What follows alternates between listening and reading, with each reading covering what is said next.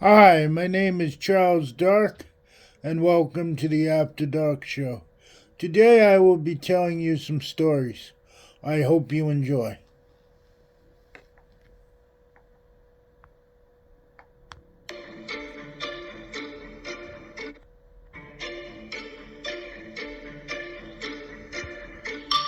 Scholastic Audio presents Attack of the Jack, a Goosebumps Slappy World story by R.L. Stein. Read by Tara Consoli, with Joe Freya as Slappy. Slappy here, everyone. Welcome to Slappy World. Yes, it's Slappy's world. You're only screaming in it. Readers beware. Don't call me a dummy. I'm so bright, you need to wear sunglasses when I come into a room.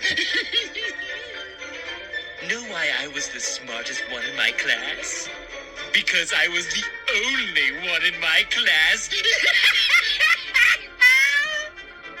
Do you know the only one who was smarter than me? Me! I know that doesn't make any sense, but you don't want to be the one to tell me that, do you, slave? I'm smart, and I'm generous, too. I'm such a nice guy. Know what I'd like to share? Horrifying stories to make you scream and shake. I don't want to keep you up all night. I want to keep you up forever. Take this story. It's about a sister and brother named Violet and Sean.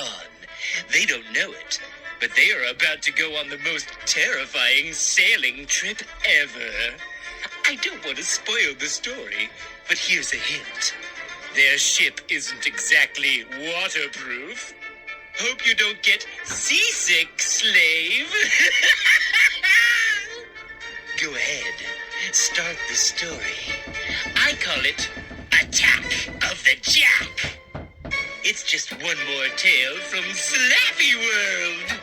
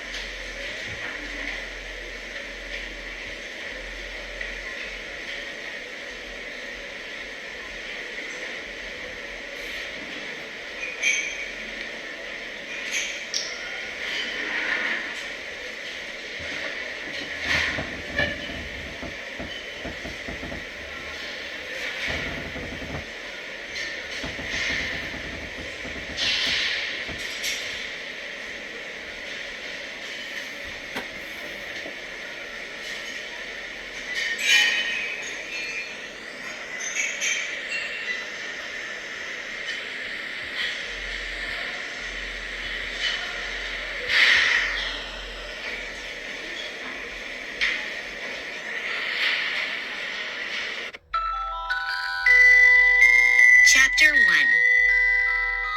I sat on the edge of the seat and pressed my nose against the window as our bus bumped over the narrow road.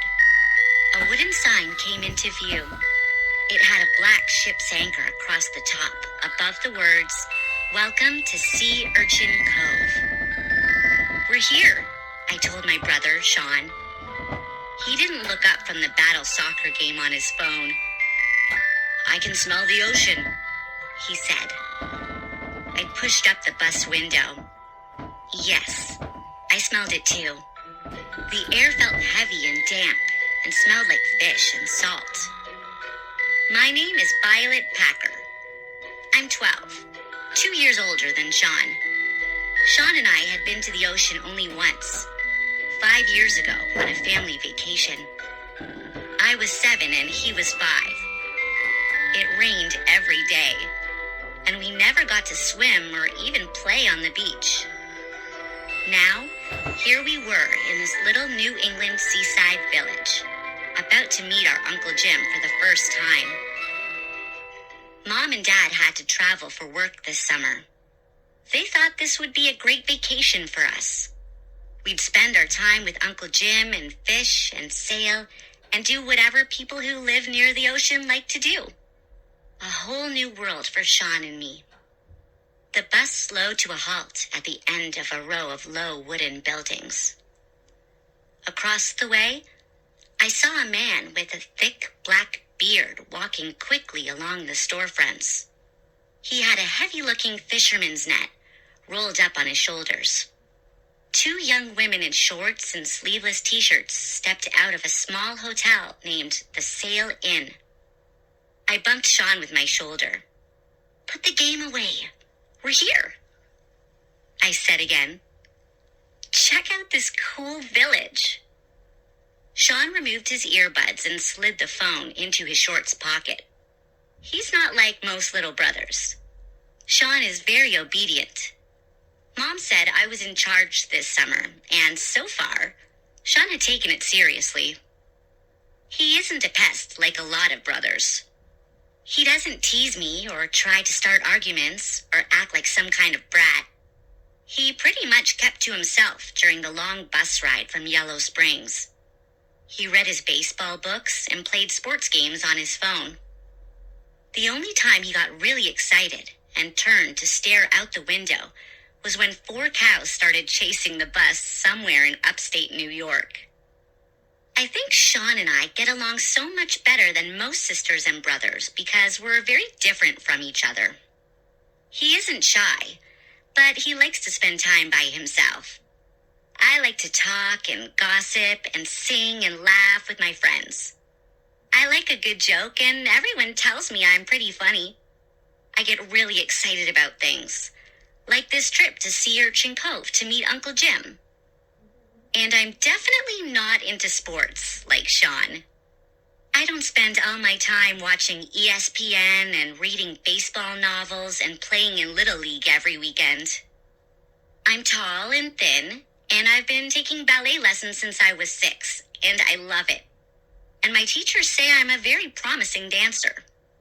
Of course, I live in Yellow Springs, Ohio, not New York City, where the great ballet schools are located. But Mom says if I'm still so devoted when I'm in high school, she'll take me to New York for auditions. But right now I was in Sea Urchin Cove, and that was pretty exciting too. There were only 6 people on the bus, and Sean and I were the only ones getting off here. The driver pulled down our suitcases for us and carried them to the sidewalk, which was made of wooden planks. As the bus rumbled away, I shielded my eyes from the sun with one hand and searched for Uncle Jim. But there was no one waiting for us. Mom warned us that Jim is absent-minded, I reminded Sean. Sean frowned. Does that mean he doesn't remember we are coming today? No, it just means he's late, I said. Seagulls squawked loudly, flapping over the flat roofs of the low storefronts. In a wide space between a hardware store and a bait store, I could see water. Dark green waves shimmered in the sunlight. A small boat bobbed at a dock, and men were unloading silvery fish onto a wooden cart. This looks like a movie set, Sean said. Yeah, Jaws maybe, I joked. I hummed some Shark Attack theme music. He laughed. Hey, Violet, I'm hungry. Me too, I said. Why don't we go get some lunch while we wait for Uncle Jim to show up? Carrying our suitcases with us, we found a little restaurant at the end of the block. It looked like a wooden shack. A sign in the window read, "The Whistling Clam." Remember those clam rolls we had when we went to the ocean that summer? I said. Sean shook his head. No, I was too young. All I remember is it rained every day, and we had to stay in our cottage and play Monopoly with Mom and Dad. I glanced up at the sky. Bright blue. Not a cloud. We dragged our bags into the little restaurant and had clam rolls and French fries for lunch. There were only 4 tables in the place. 3 men sat at the counter, eating silently. The waitress was very nice. The name tag on her uniform shirt said Mary Ann. She brought us extra coleslaw and Cokes and said it was on the house. She lingered at the side of our table while we ate. "Where are you two from?" she asked. She had a smoky, hoarse voice. I told her Yellow Springs, Ohio. "Going to stay with my uncle," I said. She wiped at a stain on her apron. "Who's your uncle?" "His name is Jim Finnegan," I said. She gasped. Her mouth dropped open. "Admiral Jim?" Her voice was suddenly tiny. I nodded yes, and she took a step back. Her eyes were still wide with surprise. "What's wrong?" I asked. "You don't want to stay with Admiral Jim," she said, and her voice trembled. "You need to make other plans or take the first bus back to Yellow Springs." Sean pushed his plate away. He had gone very pale. I don't understand," I stammered.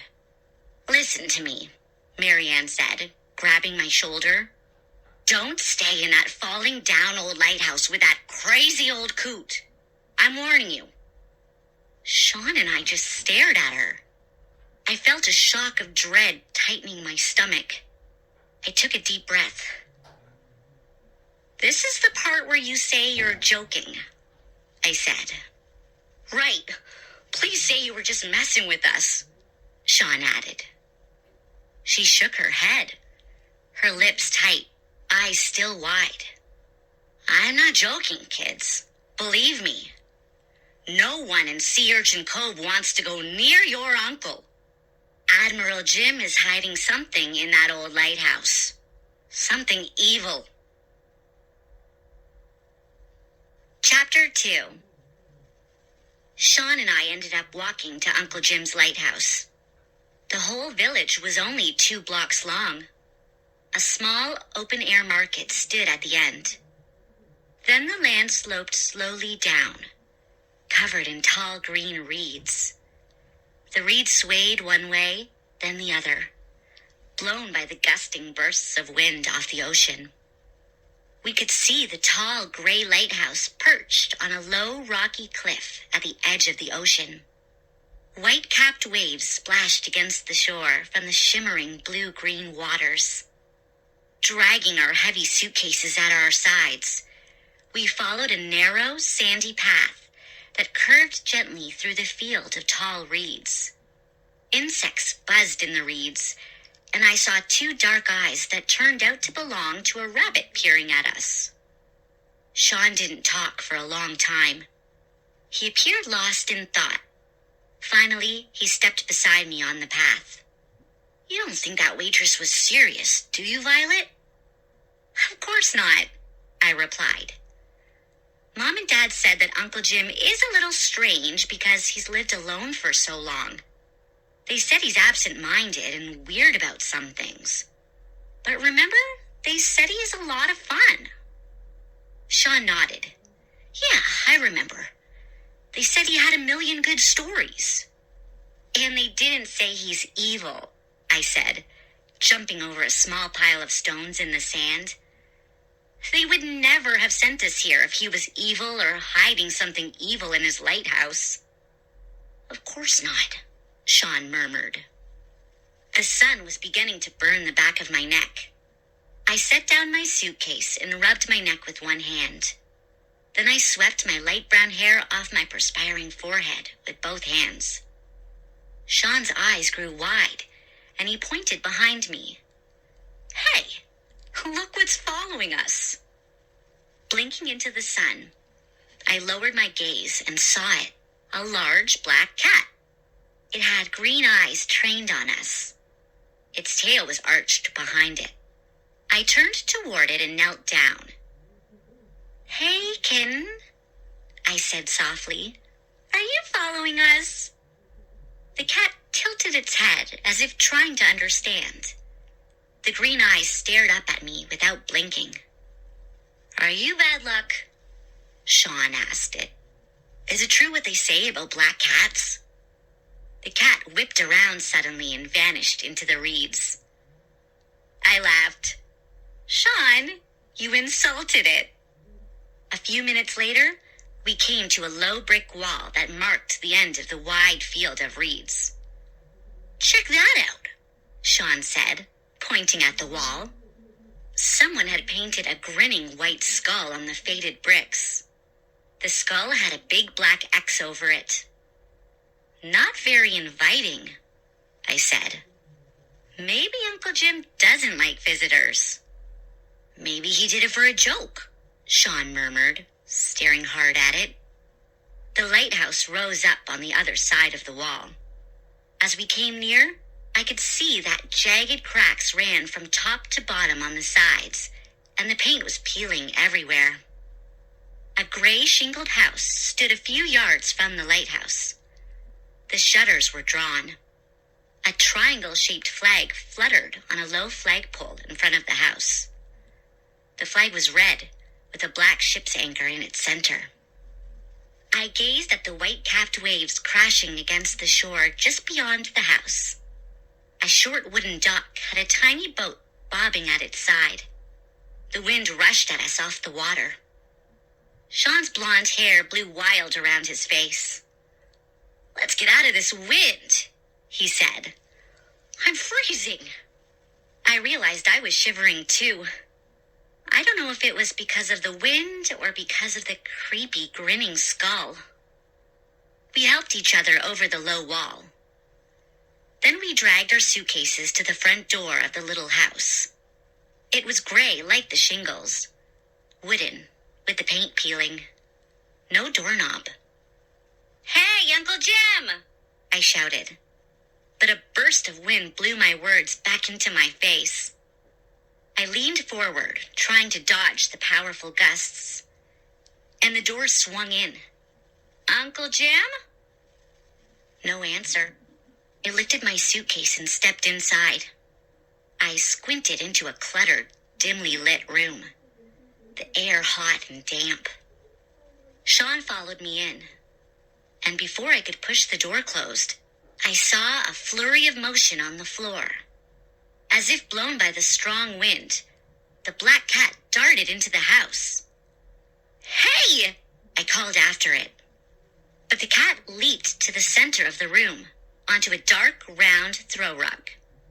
It sat on its haunches and gazed around slowly, its green eyes wide and unblinking. Then, in a hoarse, scratchy voice, the cat said, "Admiral Jim! Visitors!"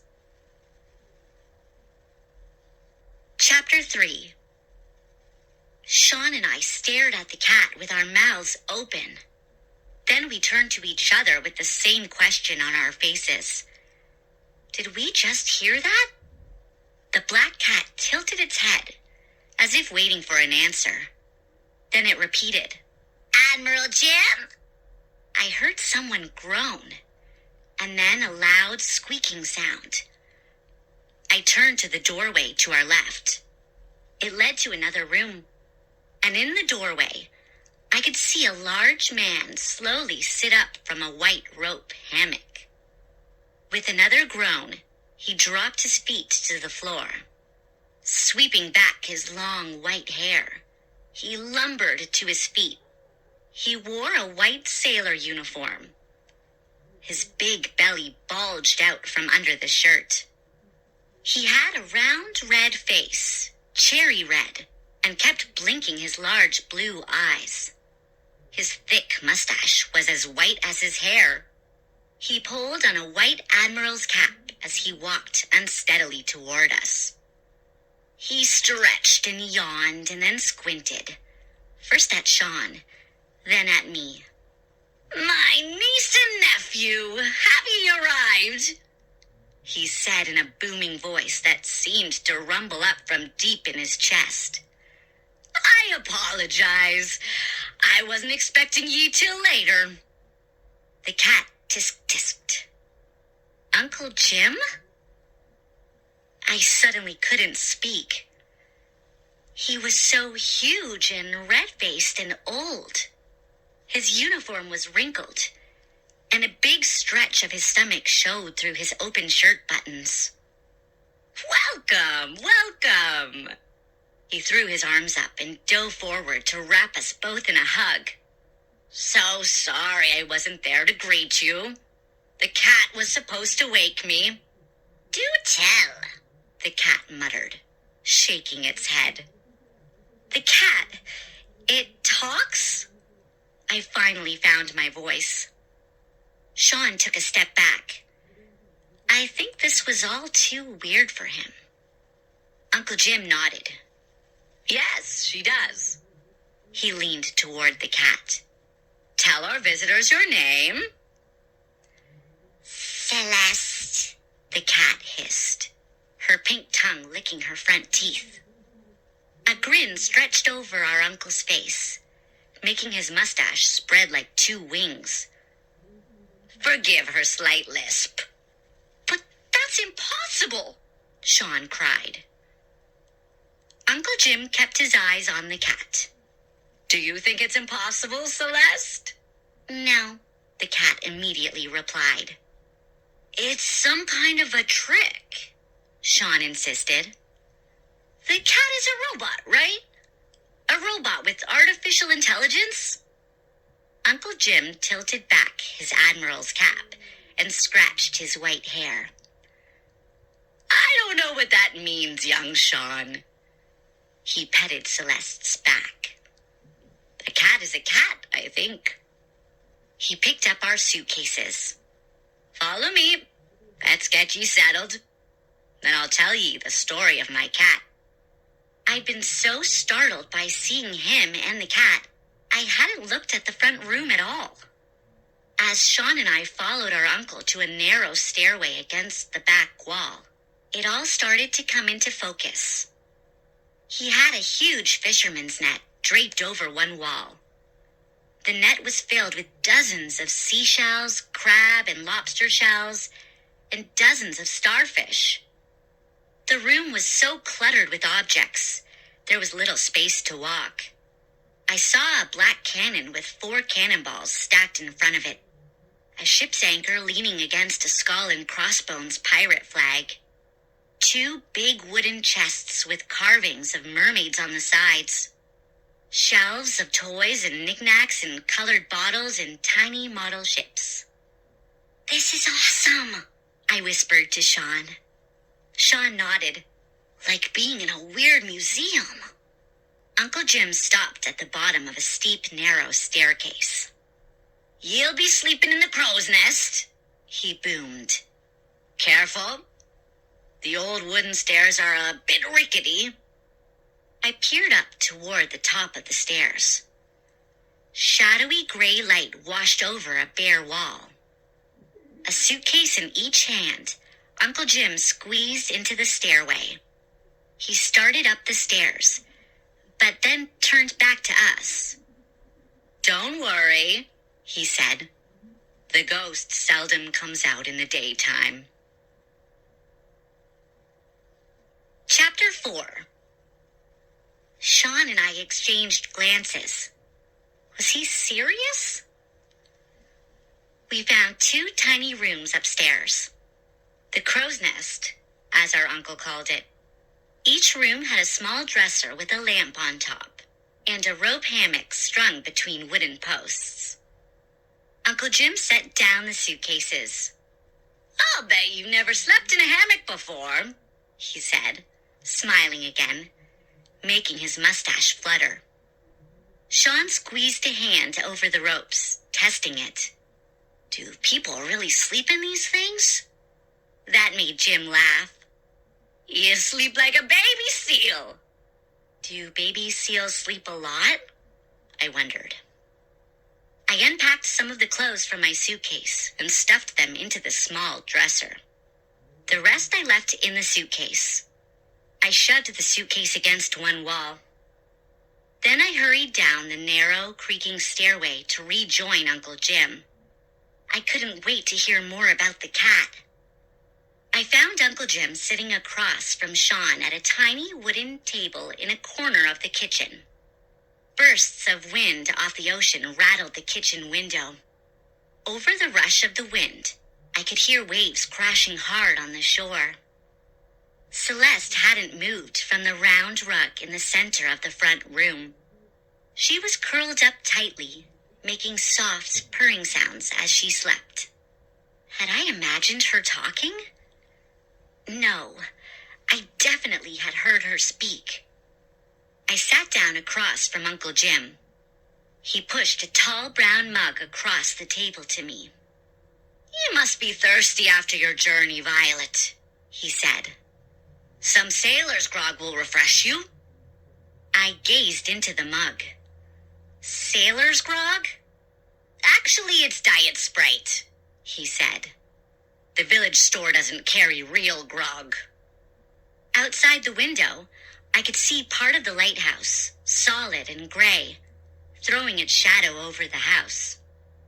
"Have ye heard from your parents?" Jim asked. He rubbed his mustache. 3 weeks in Argentina, that's a long business trip. Why didn't they take you with them? "They thought we'd have more fun here," I said. "And Mom said it was time Sean and I met our long-lost uncle." Jim took a slow drink. "Yes, you'll have more fun here. And the food is good, too. Mrs. Henry from the village is bringing us crab cakes and slaw tonight." Sean had his eyes on the sleeping cat in the front room. "Celeste," he said. "Does she really talk?" Jim patted Sean's arm. "Yes, she does, my lad," he said, lowering his voice to a whisper. "I'll tell you the story, but I warn ye, it's a sad one." He took another drink from his mug. I don't think his mug had Diet Sprite. For one thing, it was dark brown. "Poor Danny Lubbins," Uncle Jim said, rubbing his jaw, his expression suddenly serious. "It's Danny's story, actually. And as I said, it isn't a happy one." He sighed. "Lost at sea, Danny was," he continued. "One of the best and most loyal sailors I ever met. But the Spanish Eagle went down against some rocks. And Danny was lucky to be hurled onto a raft, even though it was only the size of a closet door. And there he was, tossed by the waves, bobbing away from the wreckage of the great old ship." Uncle Jim shut his eyes, as if picturing the shipwreck. He took a sip from his mug. Behind him, the wind rattled the window. Danny huddled with his eyes shut as the rain came down and the waves pitched him this way and that. He knew he didn't have much of a chance on that tiny raft.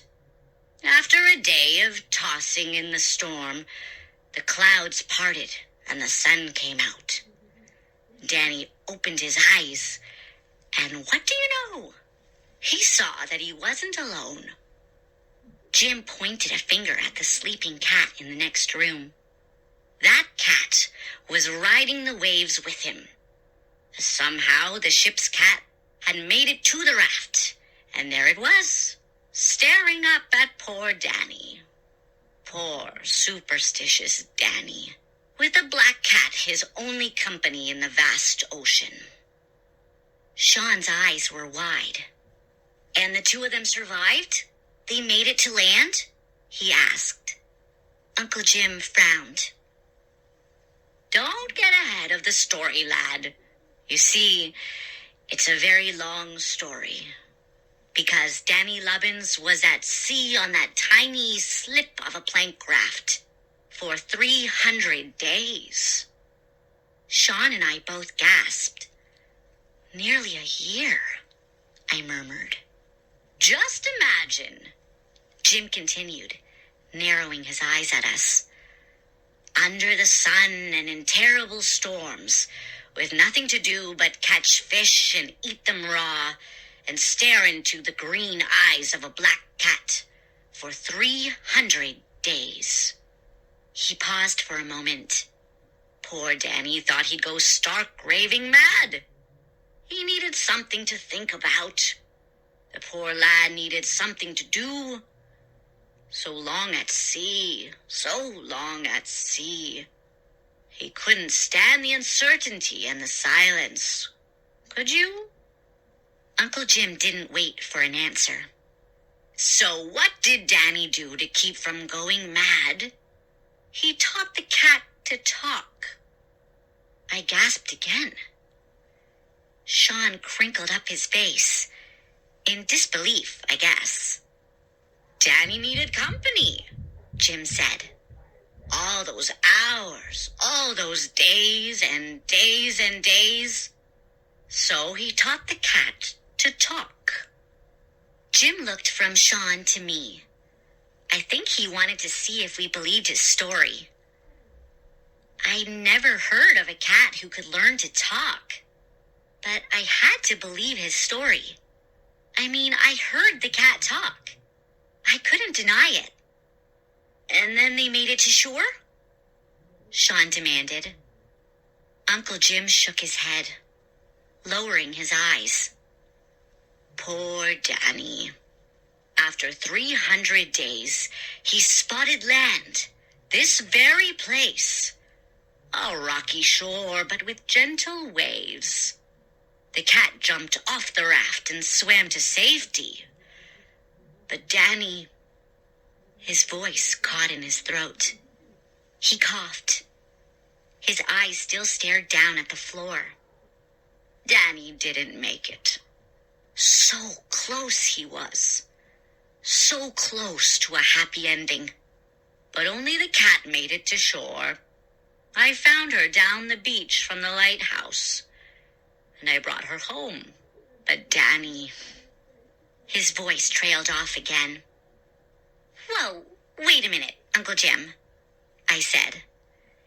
If Danny didn't make it to shore, how do you know the story? How do you know everything that happened?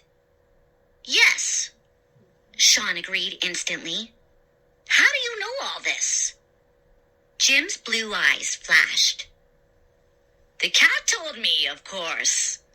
Celeste told me the whole story. Sean and I just stared at him. There's more, Uncle Jim said, lowering his voice to a whisper. There's a story everyone in the village believes about Danny. He stopped and gazed around.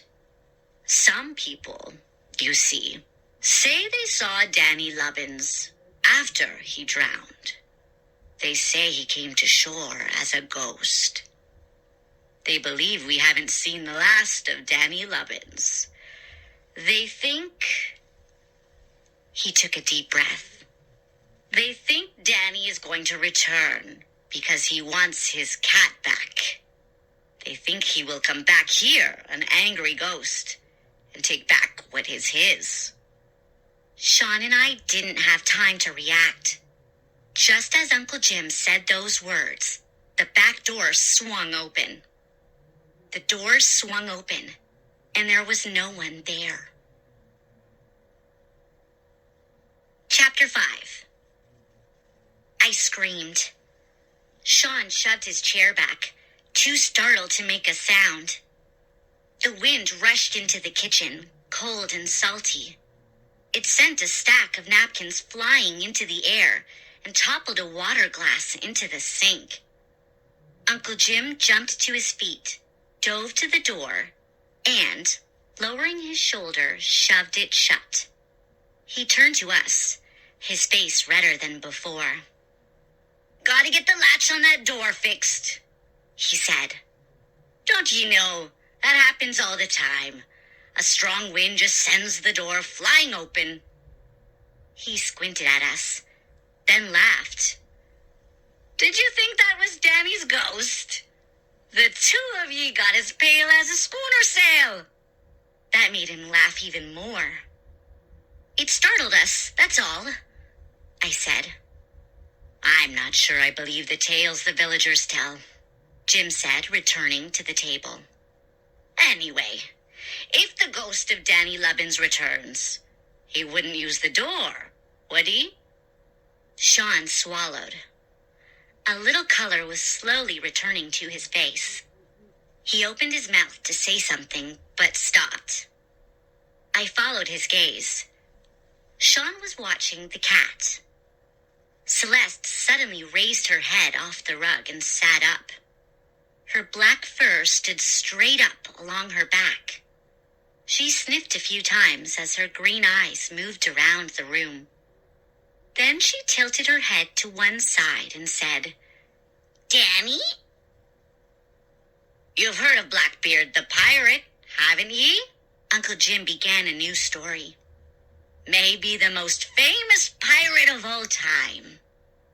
I think I've heard the name, I said, trying to remember. We're not too into pirates, Sean confessed. I saw one of the Johnny Depp pirate movies, but that's about it.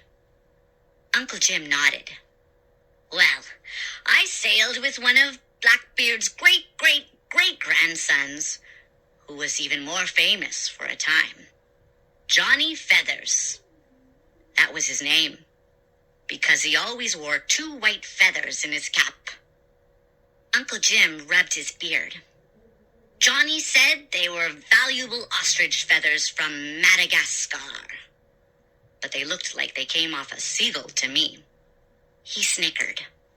I was young, but I knew not to correct Johnny Feathers. He was a good sailor, but he had a temper. He once threw a cook overboard because his roasted chicken was sliced too thin. I know that to be true. Wow. I shook my head. That's tough. Kept me on my toes, Jim said. He lifted a cannonball off the floor. He was taking Sean and me around the house now, showing us some of the many treasures he had collected during all his years at sea. Well, what I'm holding here is the cannonball that killed Johnny Feathers. I stared at it. It was a little smaller than a bowling ball and the same color black. For some reason, I expected to see bloodstains on it, but it was perfectly smooth and clean. His men were testing the cannon, Uncle Jim said, balancing the heavy cannonball between both hands. Johnny walked by at the wrong time. Someone yelled, Fire! The ball sent his head sailing into the ocean. Johnny just stood there on the deck for a while, like he didn't believe his head was gone. Were you there? Did you see it? Sean whispered. Jim nodded. They pulled the cannonball out of the ocean, and they got Johnny's hat back, too, with the feathers still on it. He shook his head, but they left Johnny's head at the bottom. The water was so clear that day, we could see Johnny staring up at us from 200 feet down. I studied Uncle Jim as he lowered the cannonball to the floor. Was he making up these stories? Had they really happened? I couldn't decide. How did you get the cannonball? Sean asked him. Jim shrugged. Just kept it. No one else wanted it. I always was a collector. Never liked to part with anything. He gestured around the room. As you can see, I like a lot of souvenirs. We followed him down a short hall to a back room. The hall had tall bookshelves on both sides. They were filled with books and old-looking toys and games. I saw 2 model sailing ships in glass bottles, A human skull rested at the top of one shelf. "And now I'm going to show you my vast treasure," Uncle Jim said. He pulled a chain, and a ceiling light flashed on. We were in a long, low room without windows. A door with a large, rusted lock on it stood at the back. I gazed in amazement at the clutter of knickknacks and souvenirs. My eyes stopped at two big wooden trunks standing side by side in the center. "Are those pirate treasure chests?" I asked. Jim laughed. "They're just treasure chests. I wasn't a pirate, you know. Sometimes I liked to imagine it, though. Dreamed about being a pirate. But I was just a sailing man. The real pirate days were long before I was born." He grabbed the lid of one of the chests with both hands and started to push it open. Sean and I stepped up close. The lid swung up, and we both gasped. "Gold coins!" I cried. "And jewels! Diamonds! It's filled to the top!" The contents of the chest sparkled under the ceiling light. "It really is a pirate treasure chest!" Sean exclaimed. Jim held on to the lid. He had a big grin under his white mustache. I think our excitement pleased him. "I uncovered this chest while leading a voyage to the Fiji Islands," he said. "Can you imagine what I felt when I stumbled upon it buried behind a thick tangle of coconut trees? I thought I was dreaming. I stood there for I don't know how long, just staring at what I had found. I couldn't resist. I dug both hands into the chest and let the gold coins and shimmering jewels run through my fingers. "This must be worth $1 million, Sean stammered. He watched me run my hands through the treasure, his eyes wide in amazement. $1 million, Uncle Jim said. "Is that your guess too, Violet?" "No way," I said. "It has to be worth at least $10 million. Jim chuckled. "Actually, it's all worthless." I dropped a handful of coins and stepped back. "Excuse me?" "It's all fake," Uncle Jim said. "It's counterfeit, not worth a penny." "But all this treasure," I protested. "The chest was left behind on the island by a movie company," he explained. "They must have been making a pirate film. They didn't even bother to take the chest with them when they finished. The jewels aren't real, and neither are the coins." He sighed as he lowered the lid. "But it's nice to pretend," he said. "All of these treasures I've collected help me remember the wonderful adventures I had on the sea." He started toward the door. "There's lots for you to explore here," he said. "I hope you'll have fun. Feel free to open the chests and explore the shelves and all the closets." I heard a loud pounding. It seemed to be coming from the back of the house. "That's Mrs. Henry with our crab cake dinner," Jim said. "I'll go answer the door." He stopped in the hall and turned around. "Oh, one more thing." He pointed to the door with the big lock on it. "That room back there. That's the only forbidden room. The house is all yours, and you can explore the lighthouse too. But don't try to go in that room. It's the only room you must never enter." He turned and hurried to greet Mrs. Henry. Sean and I stayed, gazing around at the awesome collection of souvenirs and treasures and total junk. My eyes landed on the locked door. What could possibly be in that room? Why would Uncle Jim warn us to keep out? What was he hiding in that forbidden room? Sean and I looked at each other. We didn't say a word, but we were both thinking the same thing. We knew we couldn't resist. We knew that as soon as Uncle Jim was out of sight, we would be opening that door. Slappy here, everyone! Do you have the feeling this story is about to turn scary?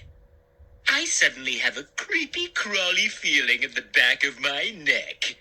Or is that just termites? Sean and Violet had better get plenty of sleep. The ocean holds many surprises. Once, I held a seashell up to my ear and guess what? I didn't hear the roar of the ocean. I heard a voice saying, "Slappy, you're the best. Slappy, you're awesome." I was so surprised. It took me a few seconds to realize the voice was me. I was talking to myself. Okay, guys, on with the story. Chapter 6. I had trouble getting to sleep that night. I think it was partly because of all the excitement of the day, but it was also because of the howl and whistle of the ocean winds right outside my window. The sound rose and fell like music. Lying on my back with my eyes shut and the covers pulled up to my chin, I thought I heard high voices singing. And once, when I had almost drifted off to sleep, I thought I heard someone saying my name. Violet. Violet. Whispered on the wind. I sat straight up and listened. Silence now. And then in another howl of wind against my window, I thought I heard laughter. Shrill, cold laughter. I shuddered, suddenly chilled from head to foot. I sat there, half awake with the covers gripped in both hands, squeezing them as if they were some kind of life raft, keeping me afloat like Danny Lubbins. Why was I thinking of him now? Was it the soft, chilling voice I heard on the next breath of wind? Violet, Violet, swim with me. No, I choked out in a trembling whisper.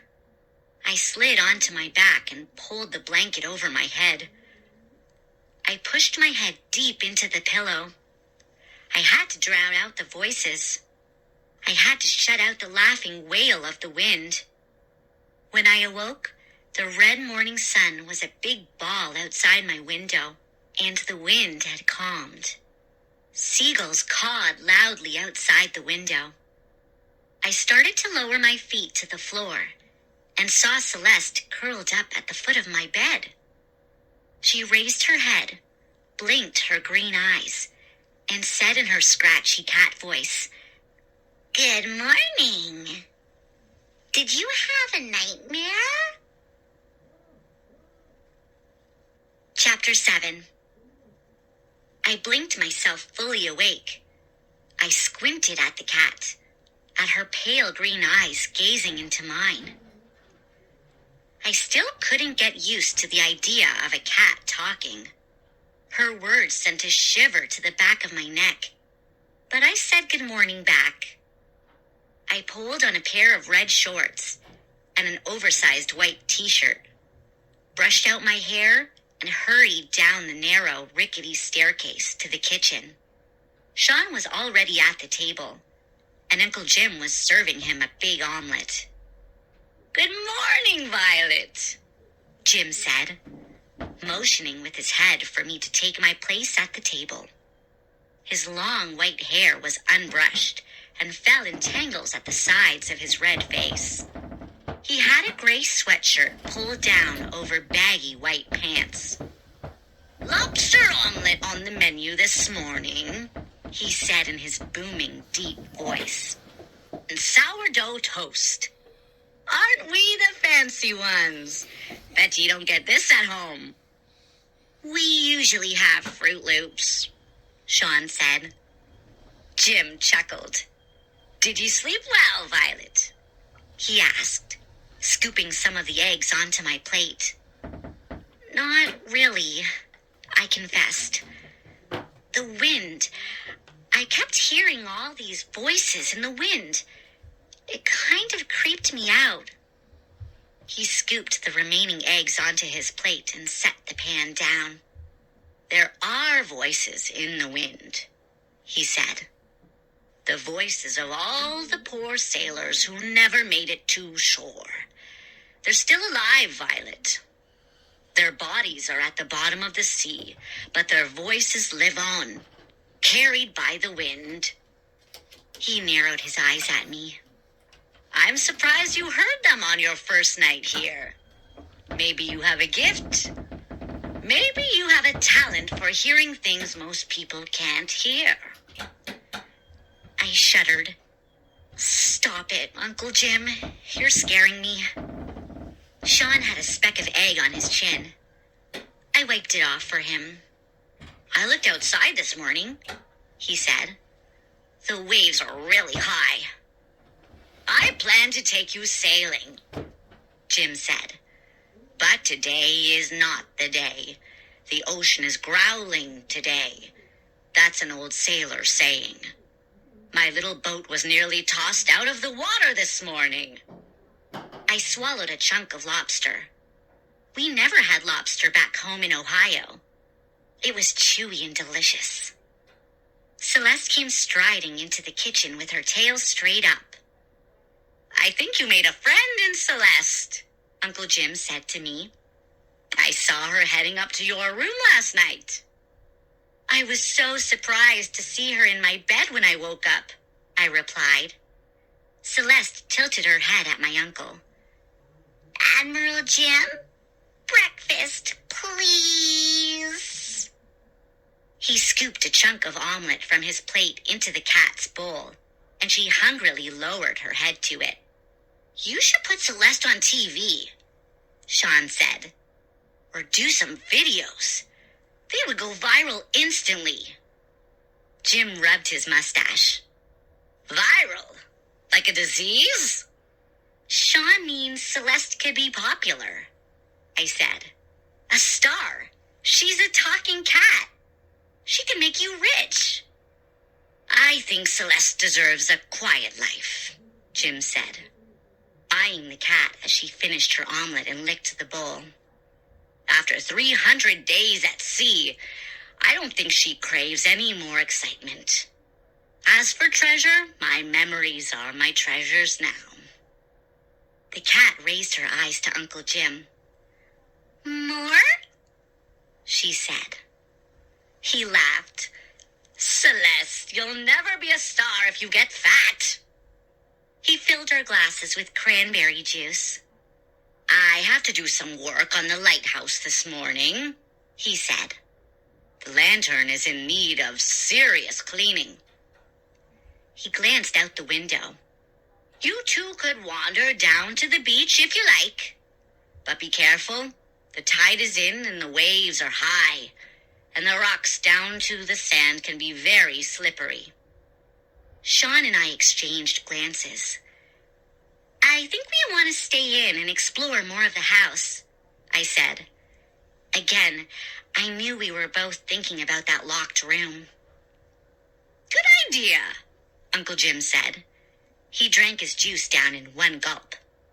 I should be back by lunchtime. Then maybe I'll take you down and introduce ye to the water. Why were Sean and I so drawn to that forbidden room? There was so much to see in our uncle's house. It would take days to examine every shelf and collection and treasure chest. So many wonders to explore. But we were both drawn to that locked room as if it pulled us like a powerful magnet. We watched Uncle Jim stride along the narrow, sandy path that led to the entrance of the lighthouse next door. We saw him pull open the wooden door and disappear inside. And then, without another word, Sean and I hurried down the hall to the back room. I pulled the chain and the ceiling light flashed on. My eyes swept over the two treasure chests in the middle of the room, the shelves of souvenirs and weird objects on the walls. My heart began to pound a little faster as my eyes stopped at the rusted lock on the door of the forbidden room. Hey, check this out! Sean held up a round, greenish object he had taken off a shelf. I took a few steps closer. Is this a real shrunken head? Sean said. He held it by the hair and waved it at me. It was about the size of a grapefruit. Oh, gross, I said. Put it down. Yes, it looks like a real human head. All shriveled, Sean said. But it still has its eyes. Where do you think Uncle Jim got it? Put it down, I insisted. I'm sure he has a totally creepy story he'll tell us about whose head it is and how he got it. Cool, Sean said. He lowered the head to the shelf. Sean followed me across the room. We both stared at the old lock on the door against the back wall. Are we going to do this or not? I asked. We have to, Sean said. I hate mysteries, and so do you. We have to know what's hiding in there. We have one problem, I said. We have to find the key. Sean scratched his head. It could be anywhere. It could be hidden in this room, or anywhere in the house. How could we ever find it? I wrapped my hand around the lock. It was so rusty it scratched my palm. I gave it a sharp tug, and the lock fell apart. Startled, I jumped back. The old lock just crumbled in my hand. I tugged it off the door. Sean and I stared for a long moment at the rusted doorknob. Then I took a deep breath. Let's do this, I said. I grabbed the knob, twisted it, pulled open the door, and gasped. Chapter 8. Pale light poured into the room from behind Sean and me. Gripping the knob in one hand, I leaned into the doorway, shocked by what I was staring at. The room was bare. No furniture. No tall shelves bursting with knickknacks and souvenirs. The room had no windows. The floor was empty too. I pulled the door open all the way, letting more light in. Sean stood beside me, shaking his head. This is a forbidden room? There's nothing here. Is this one of Uncle Jim's jokes?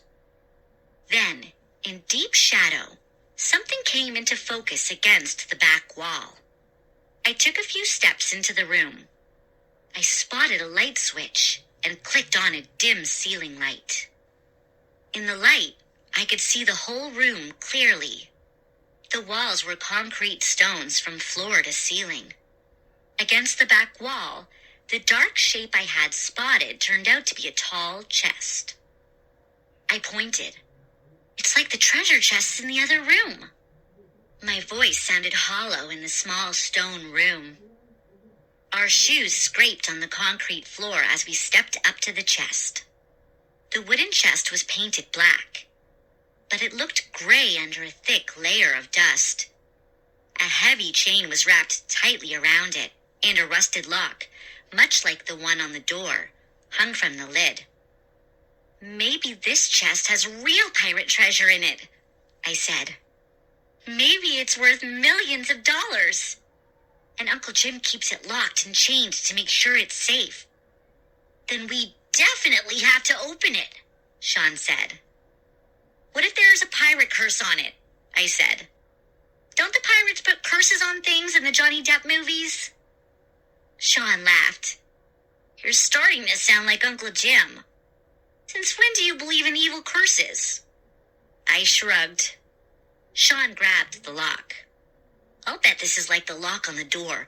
Watch it crumble to pieces with one tug. He gave it a hard tug.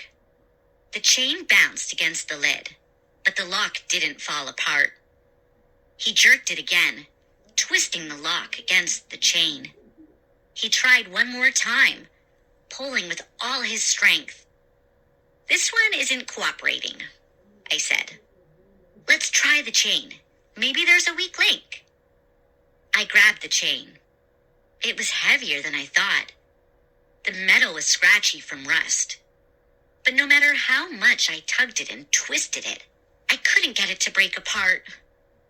"I think Uncle Jim really wants to keep this one a secret," I said, wiping sweat off my forehead with the back of my hand. "There has to be a key to the lock," Sean said, staring at it. He rubbed his jaw. Now, where would Uncle Jim hide the key? I gazed around the empty stone room. Nowhere here to hide it, I decided. I'll bet he keeps the key on him. You know, maybe on a chain around his neck, to make sure no one can find it. I suddenly realized that Sean wasn't listening to me. He was walking along the wall, rubbing a hand on the stones. "Sean, what are you doing?" I demanded. He didn't answer. He stopped. He tapped a stone on the wall just above his head. "Look, Violet. This stone. It's lighter than the others. It's a different color." "So?" I said. "Why are we interested in the stones?" "I'll show you," he said. He curled his hand and began clawing at the stone. I saw that he was trying to press his fingernails into the cracks between the stone and the rest of the wall. It took a minute or so to manage it. Then he wiggled the stone right out of the wall. "I knew it!" he cried. He reached into the hole and pulled out a large brass key. I clapped my hands. "Sean, when did you become a genius?" I said. "When I was born," he said, grinning, showing off the 2 deep dimples in his cheeks. He handed me the key. I held my breath and lowered it to the rusted lock. It slid in easily. I gave it a turn and the lock popped open. "This is almost too easy," I said. I turned to my brother. "Last chance to forget about this room, forget this trunk, and go find somewhere else to explore." Sean tugged at the heavy steel chain. "No way. It's too late to chicken out, Violet. We've already undone the lock." I let out a sigh. "Okay, here we go." I tugged the chain off the trunk and let it clatter to the floor. Then Sean and I both grabbed the latch and clicked it open. I reached for the lid of the chest, preparing to push it open. But I stopped when I heard a sound behind us at the doorway. Sean and I both turned to the sound. My heart skipped a beat when I saw Celeste sitting upright inside the door. The cat's green eyes slid from Sean to me. Her tail waved once, moving silently over the concrete floor. Then Celeste tilted her head to one side and said, "I'm telling Admiral Jim." Chapter 9. "No, wait!" I cried. "Please!" But before I could move, the cat whirled around and disappeared, her tail held straight behind her. "Celeste, please!" Sean shouted. He jumped to his feet and ran to the door. A second later, he turned back to me. "She's gone." He walked back to the chest, shaking his head. "Who knew the cat was a snitch?" he murmured. He dropped down beside me. I was still on my knees, ready to push open the chest lid. "Now what?" Sean asked. "We're busted. We're in major trouble, I guess." "Then we might as well go ahead and open this chest," I replied. "I mean, if we're already in trouble, what difference will it make?" Sean nodded. "This better be good," he said. We both gripped the lid and pushed it up. It took a few tries. The lid was stuck. We both groaned as we pushed the thing up with all our strength.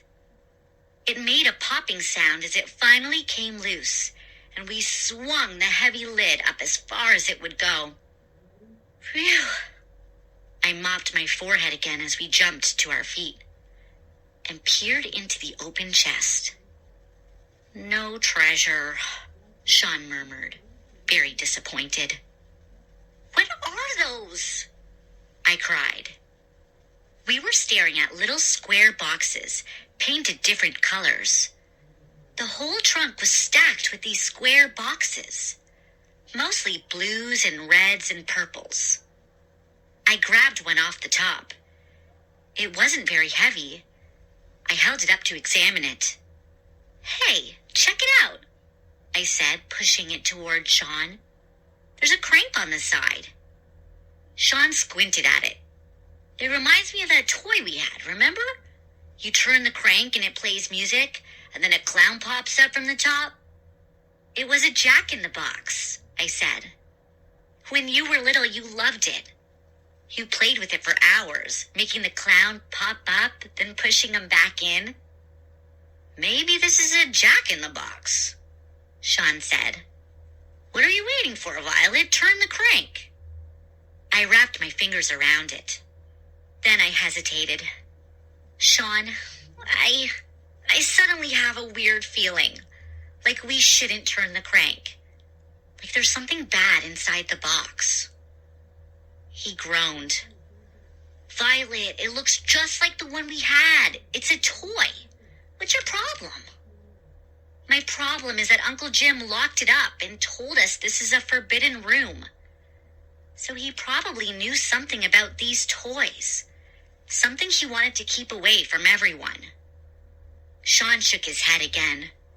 How do you spell Violet? He said. W-I-M-P. He grabbed the box from my hands. He gripped it tightly with one hand, wrapped his fingers around the crank on the side, and began to turn it. Chapter 10. As Sean turned the crank, music started to play. It sounded like someone plucking the strings of a tiny guitar, and it was playing the same song our old Jack-in-the-Box played. Pop Goes the Weasel. Sean, I said, do you think there's a law that all Jack-in-the-Boxes have to play Pop Goes the Weasel? I don't know if Sean heard me. He was staring at the box in his hands, concentrating hard. Then, suddenly, the music made a loud pop. Sean and I both cried out as the lid popped open and a chimp dressed in a white cap and white sailor suit popped up on a spring. I laughed, watching the monkey puppet bob from side to side. I knew it was going to pop open, but it surprised me anyway. Sean grabbed the monkey's plastic head and pushed it back into the box. He closed the lid. I don't see what's so scary about this, he said. It's just a baby toy. I lifted another one out of the chest. This one looked older. The wood had a lot of cracks in it. The crank was bent. I turned it slowly and it played the same song. As Sean and I gazed at it, the words to the song played through my mind. All around the mulberry bush, the monkey chased the weasel. The monkey thought 'twas all in good fun. Pop goes the weasel. The lid shot open, and the box nearly fell out of my hand. Up popped a sailor in a white sailor suit and cap. His little wooden right hand was pressed against his forehead in a salute. Cute, I said.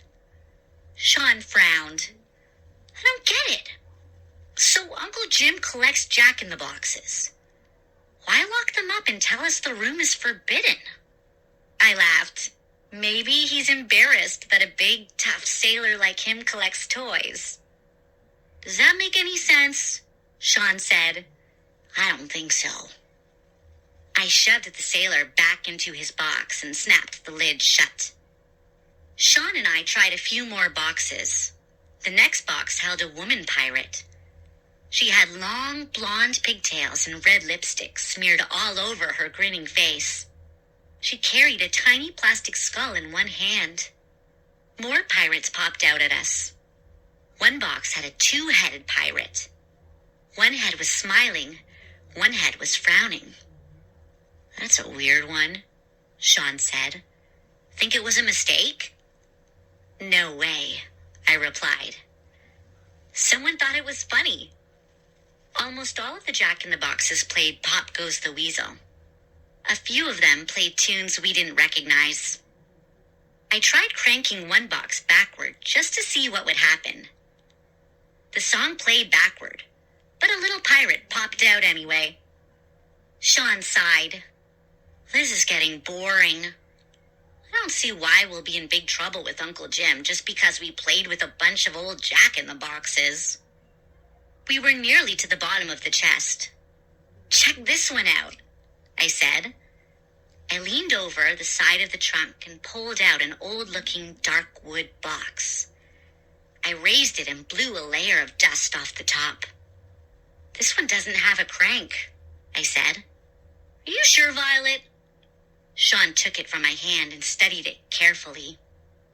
"Here's a hole where the crank should go." "Maybe it broke off," I said.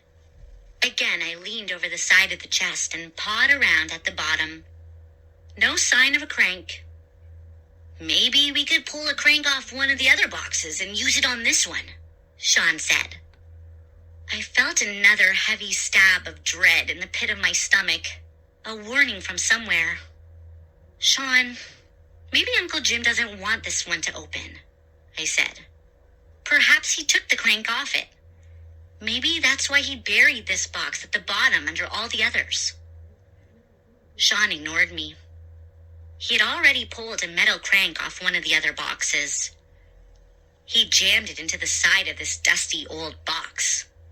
"It looks like all the others," he said. "I don't know what you're afraid of." I held my breath as he began to turn the crank. "It's working," he said. Music began to float out from inside the box. It wasn't Pop Goes the Weasel. It was deep and gloomy, like horror movie music. "Sean, stop," I said. He kept cranking. The deep, scary music played. Sean cranked faster. The music kept its low, steady drone. "Hey, it should have popped open by now," Sean said, frowning at it as he turned the crank. "Maybe it's broken," I said. "Put it back in the chest, okay, Sean? Seriously. Pop!" The lid popped up, and the room exploded in a deafening, shattering blast of thunder and smoke. Chapter 11. "Can't breathe." I coughed and choked in the swirls of thick black smoke. I shut my eyes, but I couldn't stop the burning tears from rolling down my face. I held my breath as long as I could. I could hear Sean choking beside me, but the smoke was so thick I couldn't see him. Finally, the black faded to gray, and the heavy blanket of smoke cleared. I wiped my wet eyes with both hands. I struggled to see through my tears. Sean had dropped to his knees on the floor. He hunched next to the box, which must have dropped from his hands. The lid stood open, and a pirate puppet bounced from side to side on its spring. I dropped down beside my brother and put a hand on his shoulder. "Are you okay?" He nodded. "That was a horrible explosion. Scared me to death." "Me too," I said. "Thanks for letting Jack the Knife out," the little pirate shouted. Sean and I both gasped. "It talks!" The pirate's mouth didn't move, but the voice was definitely coming from him. He tossed back his head, and we heard a laugh, a hearty, loud laugh. He wore a red bandana over his black hair, a bright blue jacket over a black and white striped shirt. He had large brown eyes and a long nose above a black mustache. He carried a long-bladed knife in his right hand. His left hand was missing. A curled metal hook appeared in its place. "Jack the Knife has been waiting many a year," the little figure cried, bouncing on his spring. "Are you ready for a Jack attack?" A shudder ran down my spine. This is too creepy," I stammered. "Sean, please, push him back in." Sean leaned over and spread his palm over the pirate's bandana. He pushed down. "Hey!" He pushed harder. Then he raised his eyes to me. "It's stuck. It won't go back down." The little pirate laughed again. "It's Jack attack time! Jack the Knife is here to stay, mate!" "Get back in!" I cried. I grabbed the box and pounded my fist on the pirate's head. I pounded and pushed. "Get back in! Get back!" "It's a Jack attack! I won't go back!" And as he said that, he began to grow. "Whoa!" Startled, I uttered a cry and jerked my hand away. I toppled onto my back as the pirate started to expand. Bobbing on his spring, he raised himself out of the box. He stretched his arms at his sides as he rose. Gaping in disbelief, I struggled to my feet. I gasped as I saw the metal spring disappear. The pirate figure grew legs. Black boots appeared at the bottoms of white sailor pants. Sean was still on his knees on the floor, staring up at the growing pirate, his eyes bulging in horror. I stumbled back. The pirate swayed unsteadily on his black boots. He tilted forward, then back, gaining his balance. He loomed over Sean and me, more than 6 feet tall. His mustache flapped, his brown eyes flashed gleefully, and his mouth moved now. "Are ye afraid of Jack the Knife?" he boomed. "You have good reason to be afraid." Chapter 12. This is crazy, Sean cried. He jumped to his feet and grabbed my arm. "Violet, what are we going to do?" Jack the Knife tossed back his head and laughed, his brown eyes rolling around like marbles. I brought my face close to Sean's and whispered, "Come on, we're out of here." I gazed around the room. The explosion had scattered the jack-in-the-boxes all over the floor. I turned and started toward the door. But wait, it wasn't on the same wall. Somehow the room was all turned around. A heavy fisherman's net was draped over the door. That definitely hadn't been there before. How could this be? I couldn't contain my fright. I opened my mouth and screamed, "Uncle Jim! Uncle Jim! Can you hear me?" The pirate's grin didn't fade. "He can't hear you now, my girl." I swung back to Jack. "Who are you?" I cried in a trembling voice. "What do you want?" "You have to let us go," Sean added almost in a whisper. The pirate raised his arm and rubbed his mustache with the curled part of his hook. He lowered his gaze to the floor, and his eyes moved from box to box. "Where are ye, mates?" he boomed. "Rise and shine, me hearties! Rise and shine, everyone! Are ye sailors or are ye lazy sons of a sea tortoise?" I heard a rattling sound, and then pop, pop, pop. Boxes jumped and skittered across the floor as they popped open, one at a time. To my shock, the little puppets Sean and I had seen sprang up. They sprang up chattering, with tinny voices that rang off the walls and low ceiling, all talking at once. And as they talked, they began to grow.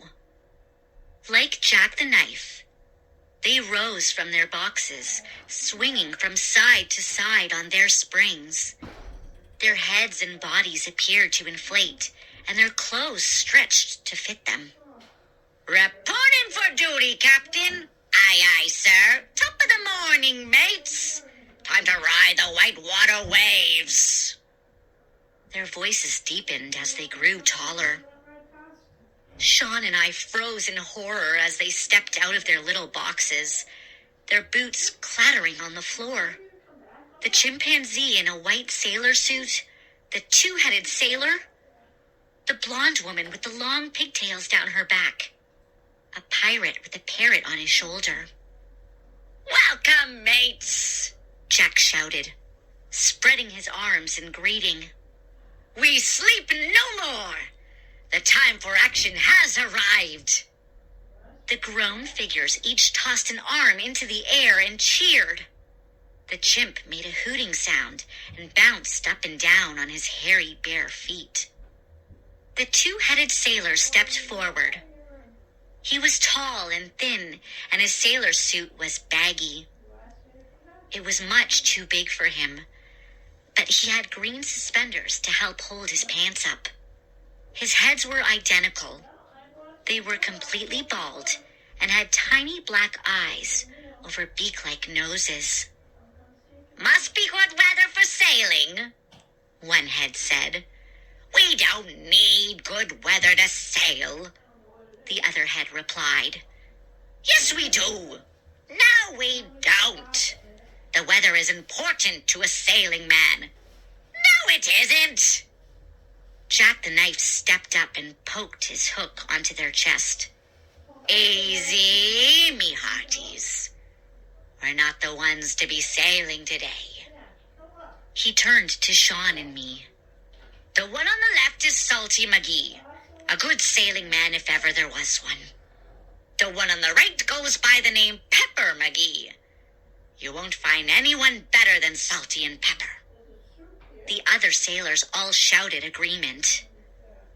The chimp hooted again. "Easy, Chuckles," Jack told him. "I've got a banana for you if you behave." Chuckles grinned and bounced up and down. Jack turned to the woman sailor. Her big dark eyes darted back and forth nervously. "And how are ye today, Mad Madeline?" Jack demanded. She tossed back her blonde pigtails. "Go squeeze a frog and see if it burps," she replied. Jack laughed. "Mad as ever, aren't ye, Madeline?" She sneered at him. "Can you swallow a flounder without choking on it? I'd like to see you try." Jack's smile faded. "Madeline, can you curtsy to your leader?" She put her lips together and made a rude sound. Some of the others laughed, but they stopped when Jack turned and scowled at them. I realized my whole body was shaking. I took a deep breath and tried to sound calm. "Nice to meet you all," I said. "But my brother and I have to leave now." "Well spoken, me girl," Jack replied. "But that isn't in the stars." "In the stars?" I said. "What do you mean?" "Sean and I have to go. Our Uncle Jim will be here any minute." "Yes, he'll be looking for us," Sean added, huddled close to me. Some of the sailors laughed at that. "Their uncle is looking for them," Salty McGee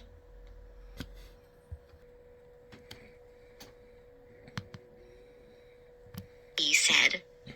No, he isn't, Pepper McGee replied. We have other plans for you, Jack the Knife said, rubbing his cheek with the tip of his hook. Dangerous plans, don't you know? Tusk, Tusk, my uncle was a walrus, Mad Madeline said. Did you ever meet my Uncle Wally? No, please, I pleaded. Listen to me. We have to go back to our uncle, right now. Then Sean and I cupped our hands around our mouths and started to scream. Uncle Jim, help us! Uncle Jim! Hurry! Some of the sailors laughed again. The chimp in the sailor suit scratched his head and grinned so wide I could see his pink gums. Jack shook his head, pretending to be sad.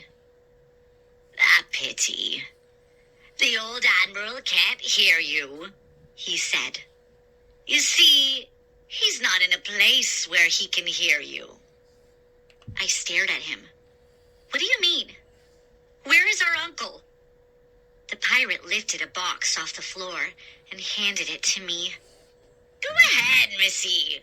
Turn the crank. Don't do it, Sean urged. Jack the Knife stood over me.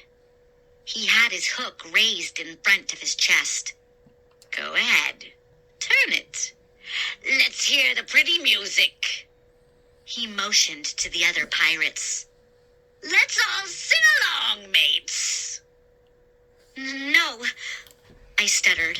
I don't want to. A low growl escaped Jack's lips. He lowered his hook to my shoulder and pressed it against me. Turn it, Missy. Ow. I had no choice. I held the box in one trembling hand and began to turn the crank on the side. The music plunked, and the pirates all sang along with it. All around the mulberry bush, the monkey chased the weasel. The monkey thought 'twas all in good fun. Pop goes the Admiral. The lid flew open, and a large white-haired figure in a white sailor suit and cap came shooting up. It bounced crazily around on its spring. I gripped the box in both hands, brought it close to my face to study it, and screamed, Uncle Jim! Chapter 13. Oh no! Sean wailed beside me. What have you done to him? How did you do this? I cried. Jack tapped me on the shoulder again with his hook. It's a fair trade, don't you agree? An admiral for a captain? He laughed. Sean and I stared in horror at the bouncing figure, the bulging stomach, the white hair falling from under his cap, the white mustache, our uncle's red face, frozen in an open-mouthed scream of horror. Jack the Knife stood watching us, a wide grin on his face. As ye can see, your uncle can't come to your rescue. You can't do this, I stammered. Captain Jack the Knife can do anything, Salty McGee said. No, he can't do everything, Pepper disagreed. Yes, he can. I beg to differ. Jack raised his hook to stop the two-headed sailor from arguing with himself. He took the jack-in-the-box of Uncle Jim from my hands and handed it to another sailor. Would you like the old Admiral back? He asked Sean and me. Would you like everything to go back to normal?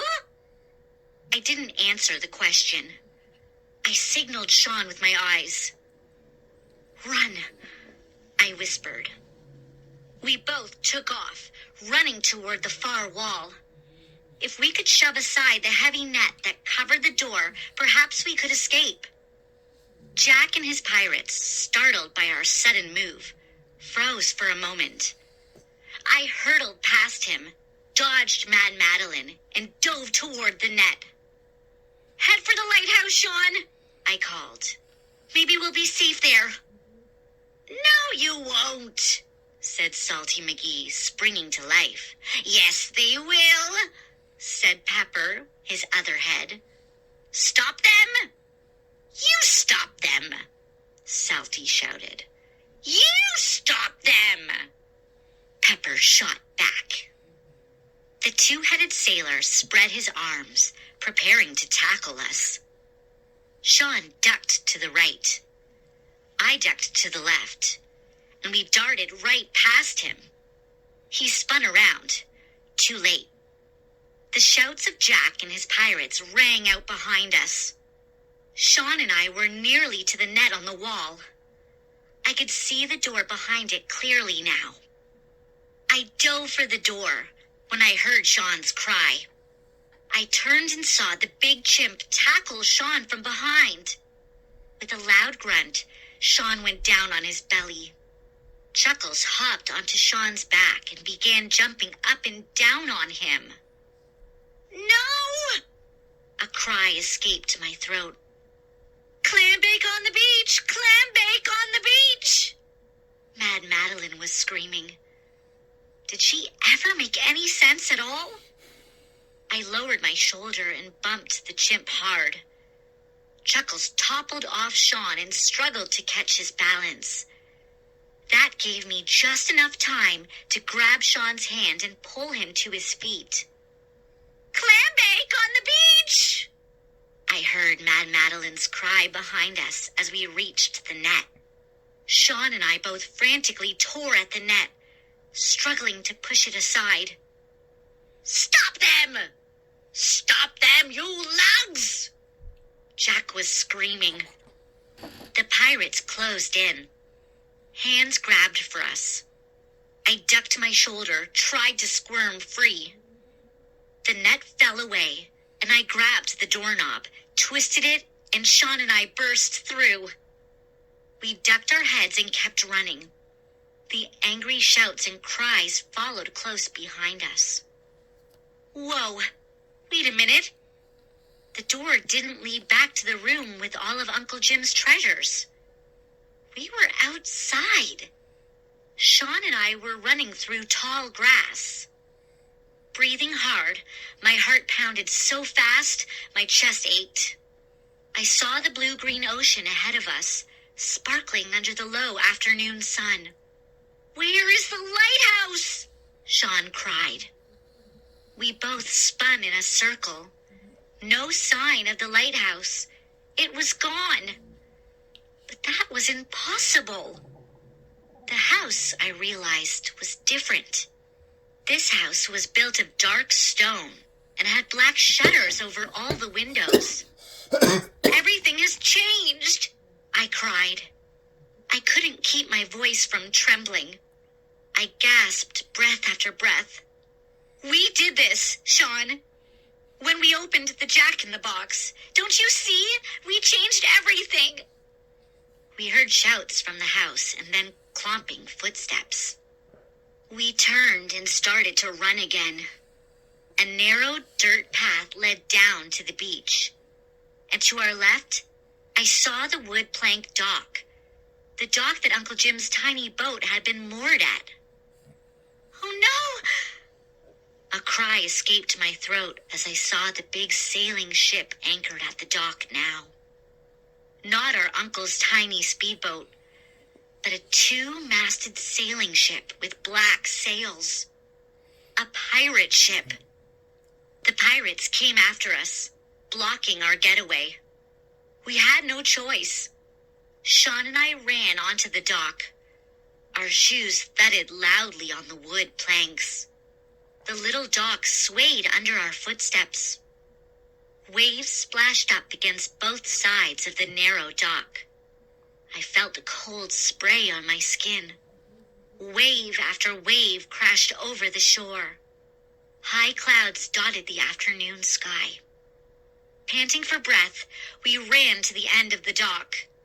Surrounded by rolling waves now. Nothing but the ocean and the enormous pirate ship, bobbing in the water to our right. Trapped. Nowhere to run. The pirates closed in on us, led by Jack the Knife. They didn't even have to run. They knew they had us trapped on the dock. Sean and I exchanged frantic glances. Should we jump into the ocean? No, we weren't strong swimmers. Besides, there was nowhere we could swim to safety. My heart pounded as we stood side by side on the edge of the dock. Water splashing up on 3 sides of us. The dock trembling under the weight of all of us as we watched Jack and his pirates move closer, already grinning in triumph. Are they going to push us into the water? Sean asked in a tiny voice. I could barely hear him over the pounding waves. A wave crashed over my feet, sending a shiver of cold up my body. I kept my eyes on Jack as he led his pirates toward us. He had a jagged knife raised in his hand, the blade gleaming in the red afternoon sunlight. His hook was raised, menacingly. He was ready for battle. Please, I stuttered as he stepped up close. Please. Sean pressed against me, nowhere to back away. Our heels were already over the edge of the dock. One push, and we'd be in the tossing waters. Jack lowered his knife. His eyes were on me. I believe I asked a question before you decided to leave so rudely, my girl. I swallowed. A question? He nodded. I believe I asked if ye would like to get your uncle back. If ye would like to return to your old life. Yes, definitely yes, I answered breathlessly. Yes, how can we get Uncle Jim back? Tell us, Sean cried. Jack rubbed his chin with his hook. Well, listen carefully, he said. There's only one way you can do it. Chapter 14. The pirates circled us and forced us back into the house. The jack-in-the-boxes, their lids standing open, were still scattered over the floor. Jack's pirates sat on the floor with their backs against one wall. Mad Madeline paced in front of them, her pigtails flying behind her. Sit ye down, Maddie, Jack ordered. Go sit on a one-legged parrot, she replied. She tossed back her head and laughed as if she had made a great joke. Salty and Pepper took her arm gently and helped her sit down. Sean and I stood in the middle of the room, our arms crossed in front of us. I felt a little safer away from the edge of the dock, but a chill lingered at the back of my neck as I waited to hear Jack's words. He adjusted the red bandana over his long, straight, black hair. His dark eyes moved from Sean to me. His expression was serious. If you want to save old Admiral Jim and return to your life as ye knew it, he gestured with his hook as he talked. It'd be simple. Simple Simon ate a pieman, Mad Madeline shouted from her place against the wall. Chuckles the chimp hooted, as if he thought that was funny. What do we have to do? I stammered.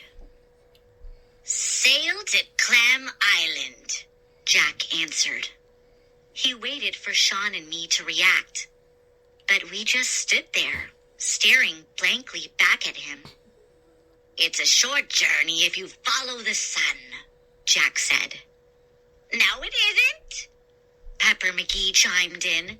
Yes, it is, his other head argued. We have to sail to an island? I said, trying to make sense of his words. Jack nodded. Sail to Clam Island and rescue Captain Pip. Sean and I exchanged glances. Who is Captain Pip? I asked. My canary, Jack said. Pip was kidnapped by canary kidnappers, and I want him back. So Sean and I go to Clam Island and bring back your canary? No, Mad Madeline interrupted. You sail to Canary Island and bring back his clam. She tossed back her head and laughed again. It'd be that simple, Jack said, ignoring her. If you bring back Captain Pip, I promise, on a pirate's honor, to go back in my box. And all my crew will disappear too. And Admiral Jim will return. All will be normal again. But, Sean sputtered. I pictured the huge ship at the dock with its tall masts and wide black sails. It's impossible. Sean and I aren't sailors, I said. We can't sail a ship by ourselves. Jack rolled his dark eyes. Of course you can't. Think Jack the Knife be a fool? That's why I be sending a crew with you. I glanced at the pirates sitting against the wall. A crew? Jack nodded. He pointed with his hook. Salty and Pepper will be going with ye, and Chuckles, and Madeline. The best crew a sailor could ask for. Was he joking? No. As he pointed to them, the three pirates jumped to their feet and saluted. Aye, aye, Salty said. Nay, nay, Pepper replied. You're supposed to say aye, aye, Salty corrected him. You're not the boss of me, Pepper shot back. Chuckles the chimp tugged at his sailor cap, rolled his tongue over his teeth, and jumped up and down excitedly. Madeline cleared her throat for attention. I'd like to sing my favorite farewell song now, but I'm sad because I don't know the words. She wiped a tear from one eye. Sean leaned closer to me and whispered, We can't sail with them. No way. They're all crazy. I turned to Jack. Do we have a choice? Is there anything else Sean and I could do to convince you to go back into your jack-in-the-boxes? Captain Pip is a lovely canary, he replied. When the little birdie sings, it sends a warm fluttering to my heart. Yes, I said, but why can't you get him yourself? Because I'm allergic, Jack replied. Allergic to clams. I get such a rash, you wouldn't believe. But you could stay on the ship and your crew, I started. But Jack raised his hook to silence me. You want to see your uncle again, don't ye? He snapped angrily. You want all of us to go back in our boxes, don't ye? Then set sail for Clam Island today on the Jolly Sea Scab and bring back my Pip and stop jabbering. I swallowed. I stood up taller to keep my legs from trembling. The Jolly Sea Scab? Sean said in a tiny voice. Is that really the name of your ship? A grin slowly spread over Jack's face. It's the Scab of the Sea, he boasted, known far and wide. A few minutes later, Sean and I were walking up the gangplank, boarding the big ship as it bobbed against the dock. The wooden deck stood high above the water. The black sails flapped noisily above our heads in a strong, steady breeze. Salty and Pepper, Chuckles, and Madeline followed us on board. Chuckles was hooting and grunting and hopping up and down, very excited. Sean gazed around the deck. I grabbed the rail and turned back to the shore. I could see Jack the Knife peering up at us from the rocky beach behind the dock, and I could see the house beyond the reeds. Hoist anchor! Salty McGee shouted. You do it, Pepper snapped back. No, you do it. I heard a grinding sound. Soon after, I saw the big metal anchor rise up from the water. The ship bobbed free of the dock. We were setting sail. No turning back now. Waves splashed against the sides of the ship as we began to move. Peering down at the shore, I saw a dark spot at the foot of the dock. It took a few seconds to realize it was Celeste. Yes, the black cat was staring up at us as we began to move. And over the wind, I could hear the cat's cry. Don't go! Don't go! Slappy here, everyone! If you ask me, Celeste is a scary cat. What's so frightening about sailing off in a pirate ship to a faraway island with a two-headed sailor, a chimp, and a crazy pirate? The only thing missing is a talking dummy. I'd like to go on a sailing ship. I'd love to see giant tuna fish swimming in the sea. One thing I always wondered about tuna fish: how do they squeeze themselves into those tiny little cans? Well, Violet and her brother are going to meet tougher creatures than tuna fish. I hope Violet's new nickname isn't Shark Bait.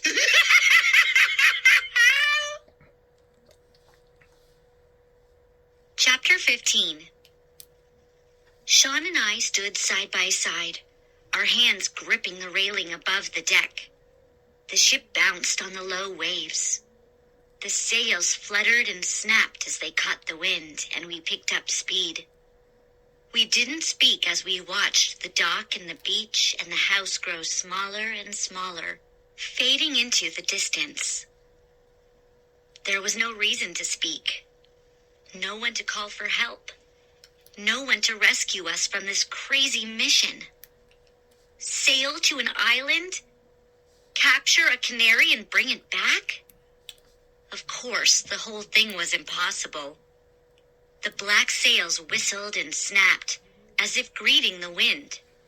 The air smelled salty and felt cold against my burning cheeks. Wonder if we'll ever see Uncle Jim again, I said to Sean. He sighed. Wonder if we'll ever see Mom and Dad again, he murmured. It's all our fault, I said. If only we had listened to Uncle Jim. If only we had stayed out of that locked room. Sean swallowed hard and made a gulping sound. He shook his head sadly and didn't reply. The waves rose higher. Water splashed onto the deck, rolling over our shoes. We both leaped back. The wind blew our hair wildly about our heads. How long do you think it will take to get to the island? Sean asked in a tiny, frightened voice. I had no idea, so I just shrugged my shoulders. I'm going down below, he said, pointing to a narrow stairway leading down. See if I can find our cabin. I started to follow him, but Salty and Pepper stepped into my path. The two heads studied the waves beyond the deck.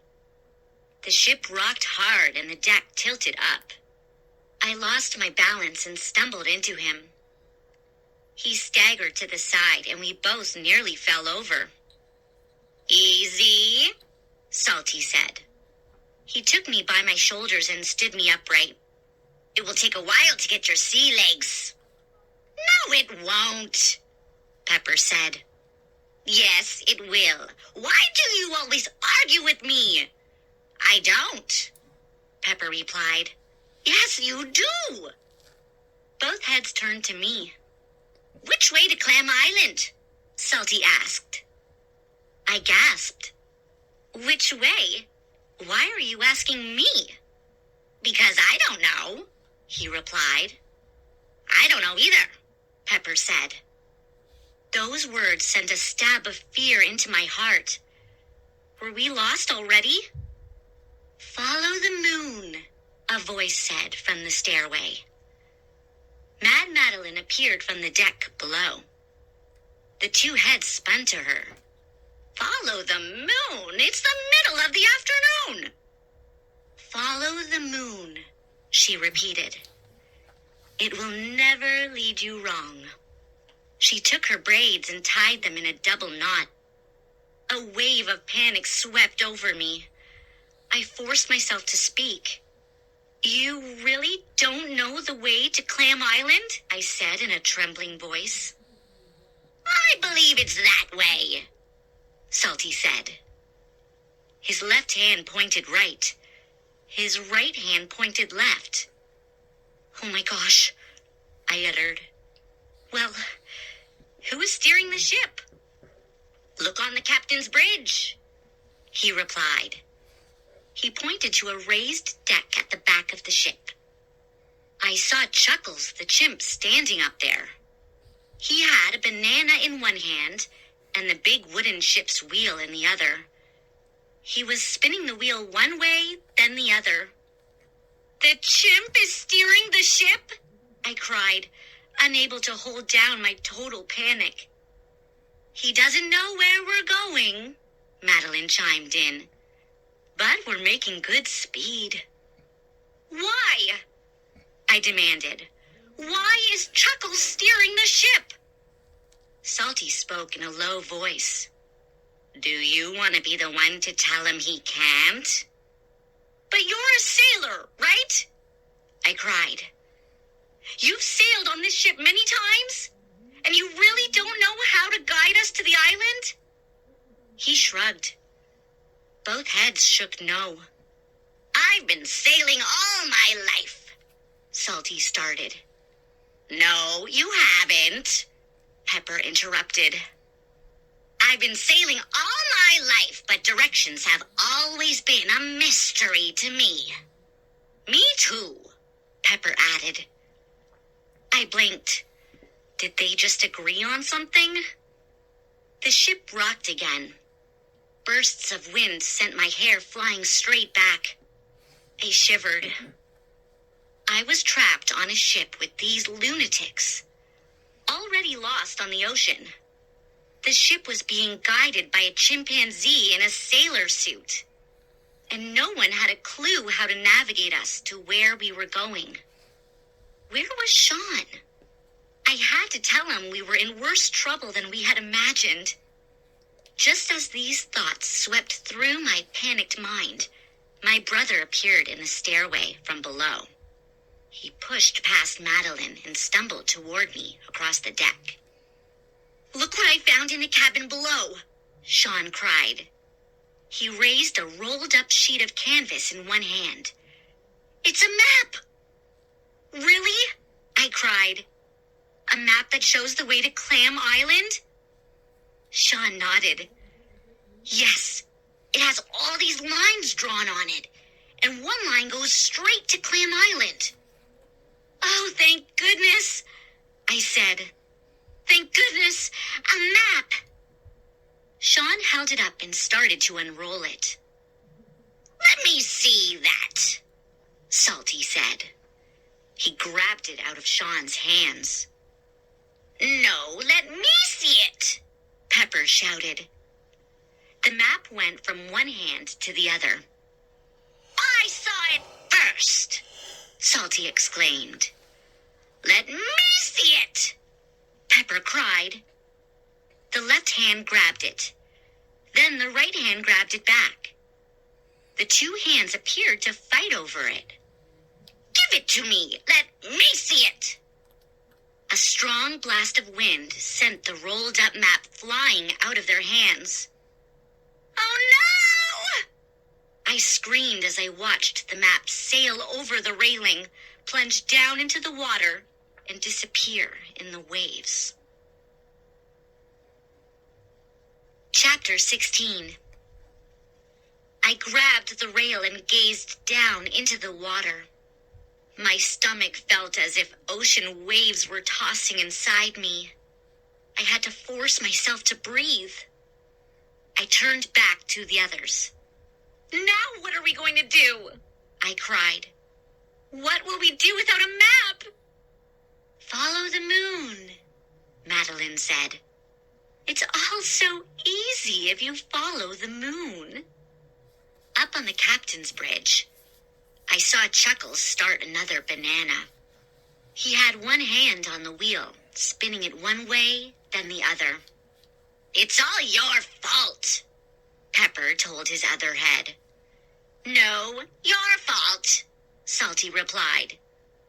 Without a map, we're lost, I moaned, shaking my head sadly. No, we're not, Sean said. I think we are okay. Everyone turned to him. Sean, what do you mean? I asked. I memorized the map, he answered. At least I think I did. I memorized the map too, Madeline said. But I never saw it. I memorized it without seeing it. Clam Island is directly northeast of here, Sean said. If we follow a straight line northeast, we will find it. Sorry, Salty said, but sailors don't say northeast. You have to say northeast. If you don't say northeast, we don't know what you're talking about.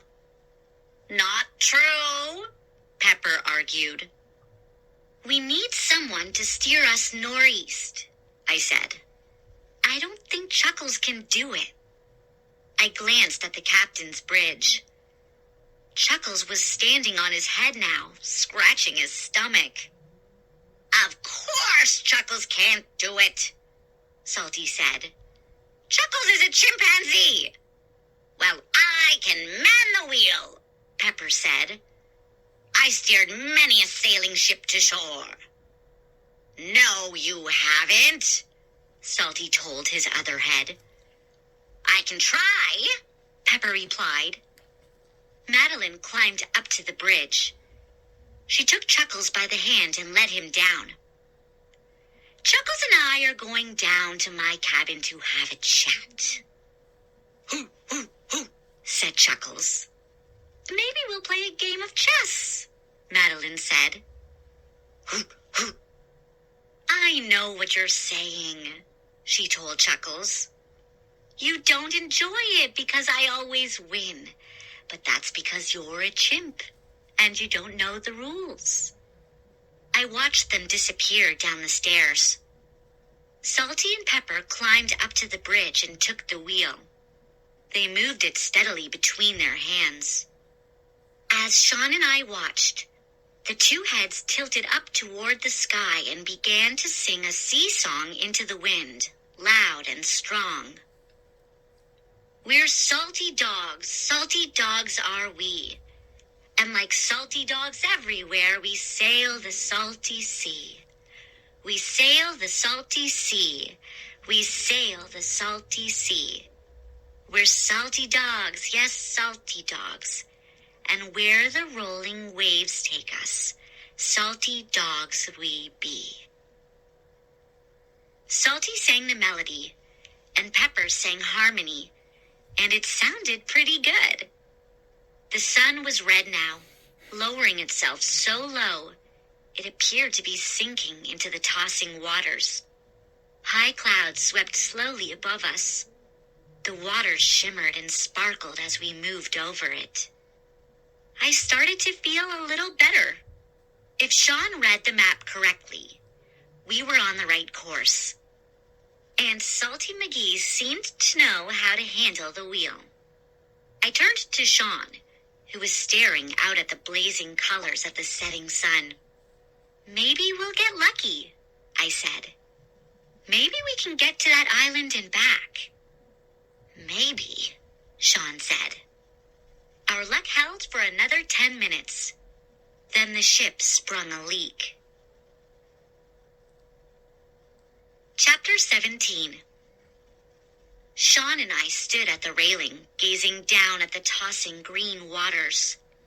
Up on the bridge, Salty and Pepper sang their song for at least the 10th time as they guided the wheel. The air had grown cooler, and strong gusts ruffled my hair. I was thinking of going down to our cabin below when I heard sounds in the stairway. Chuckles appeared first, followed by Madeline. I gasped when I saw they were both dripping wet. "What happened?" I cried. Madeline squeezed water from her hair. She grinned at me. "Chuckles and we were swimming." Sean's eyes were bulging out of his head. "Swimming?" Madeline nodded. "Yes, swimming in the pool down below." Above us, Salty and Pepper let go of the ship's wheel and started to climb down from the bridge. "Swimming pool?" Salty barked. "We don't have a swimming pool on this ship." Madeline's mouth dropped open. "Oh, I see. Then there must be a leak." Chuckles hooted and scratched the wet fur on his chest. Salty leaped to the deck. Both heads let out cries of alarm. Sean and I started toward the stairway, but the ship suddenly tilted up on a strong wave. We lost our balance and stumbled back to the railing. Salty and Pepper were already in the stairwell. I heard their shoes clumping down the wooden steps. And then I heard their horrified scream from down below. "Sinking! The Jolly Sea Scab is sinking!" I grabbed Sean's hand. The wind blew my hair into my face. I forced myself to breathe. Panic choked my throat. Madeline shook her head. "I should have remembered. No pool on board." She slapped her forehead. "What was I thinking?" Sean's eyes were still wide. His face had gone pale. He squeezed my hand. "Violet, are we all going to drown?" Before I could answer, Salty and Pepper jumped back up on deck. The legs of their sailor pants were soaked through. "We're not going to drown," Salty answered Sean. "Yes, we are," Pepper said, his voice trembling. "No, we're not," Salty insisted. "We have a lifeboat, remember?" "Yes, you're right," Pepper said. "I forgot." "You didn't forget, Pepper. You just like to argue." "No, I don't."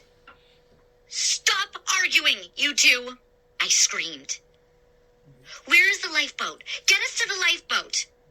"I think it's tea time," Madeline said. She checked her pocket watch, even though she didn't have a pocket or a watch. "Can we have a nice cup of tea before we hit the lifeboat?" The ship tilted again, and we were all thrown together in a heap. We're definitely sinking," Sean murmured. I don't like this, Violet." "No time for tea," Salty told Madeline. "We are going down fast. We have to man the lifeboat. Follow me." "Follow me," Pepper said. Holding on to the deck rail as the ship sank in the waves, Sean and I followed to the other end of the ship. I saw the lifeboat hanging above the deck on thick ropes. It was a long, narrow rowboat with oars hooked onto both sides. Salty shoved the boat over the side of the ship's deck. Then he began untying knots in the ropes. "I'll have the boat in the water in no time," he said. Chuckles screeched. He slapped Sean on the back enthusiastically. It didn't take more than a few minutes. Salty freed the ropes, and the rowboat dropped with a loud splash into the rolling ocean below. Sean and I peered down at it. It looked so tiny, bobbing in the deep green waves along the side of our sinking ship. How do we get down to it? I asked. Salty heaved a rope ladder over the side. Ye climb down and you'll be safe as clam chowder. I swallowed. My heart was beating hard. That rowboat looked a long way down. The ship was rocking and tilting as it sank. Would I be able to hold on to the rope ladder and lower myself safely? Chuckles hopped up and down excitedly. Madeline shook her head. I left my favorite nose whistle down below. Can I go get it? No time, Salty said, pushing her toward the rope ladder. You know the rule of the sea. Women and children first. Yes, women and children first, Pepper said, definitely agreeing with his other head this time. Madeline stepped aside. She grabbed me by the shoulders and moved me to the top of the rope ladder. Women and children first, she repeated. Down you go, Violet. Happy landings. Now my heart was beating so hard, my chest ached. My muscles all froze. I grabbed the side ropes of the ladder. My hands were shaking so hard I could barely grip them. I turned and lowered my shoes to the first rung of the ladder. Sean leaned over the side. Good luck, Violet. You can do it. I'll be right behind you. The ship tossed, and I nearly lost my hold on the ladder. I gasped and gripped the rough rope tighter. I started to lower one foot to the next rung. You can do it! You can do it! Sean called after me. But I stopped when I saw Chuckles leap onto the ship's railing above me. The big chimp balanced on the railing, bent his knees, once, twice. Then he leaped off the railing, over the side of the ship. Gripping the rope ladder, I watched him fall. His arms high over his head, he plunged straight down. He landed inside the lifeboat with a loud crash and thud. The rowboat bounced high in the water, then splashed back down. Above me, Salty and Pepper, Madeline and Sean were all shouting at once. Clinging to the ladder, I watched the chimp sit up in the small boat. Chuckles pulled himself toward the back of the boat. He grabbed the oars on both sides of him. And as we all shouted for him to stop, he leaned forward and began to row. Then, suddenly, we all were quiet, all gazing down at the deep green waters, all watching in horror as Chuckles rowed merrily away in the only lifeboat. Chapter 18. Sean grabbed my hands and helped pull me off the ladder, back onto the ship. My legs were shaking so hard I could barely stand. I grabbed the railing to hold myself up. The bow of the ship tilted up as the stern sank lower. We huddled at the back, getting closer and closer to the water. We're stuck on this sinking ship, Sean whispered. I put a hand on his shoulder. His whole body was shaking. His teeth were chattering. Ocean spray splashed over us. The sound of the waves grew louder as we sank lower and lower, closer and closer to the churning sea. Our black sails whipped angrily in the blowing wind. Salty McGee raised a hand to get our attention. Don't panic, everybody. No reason to panic. Why shouldn't we panic? Pepper asked. I think we should definitely panic. The ship jerked hard. Icy water splashed over us. Maybe you're right, Salty said. Okay, go ahead and panic, everyone. What about the raft? Madeline chimed in. Don't we have a life raft on board? Of course we do, Salty replied. I should have remembered. We have a raft down below. Our lives have been saved! He dove for the stairway and disappeared below. Sean and I gripped the rail with both hands. Our shoes were slipping and sliding on the deck as the ship tilted higher. I knew that in a short while, we would slide into the sea. "Well, what's taking them so long?" Sean demanded. Salty climbed back on deck, shaking his head. "No raft," he said. "The hold is filled with water, but there's no raft down there. Nothing." I let out a long sigh. "Well, we could make a raft," Madeline said, stepping up to him. "If we have a saw, we can cut a raft big enough for the 4 of us. We can cut it out of the deck." "Good idea," he said. "I don't think so," Pepper said. "Find a saw in the supply cabin," Madeline told Salty. "We don't have much time." Salty turned and ran across the tilted deck. I stepped up to Madeline. "That was a great idea," I said. You're making sense," I blurted out.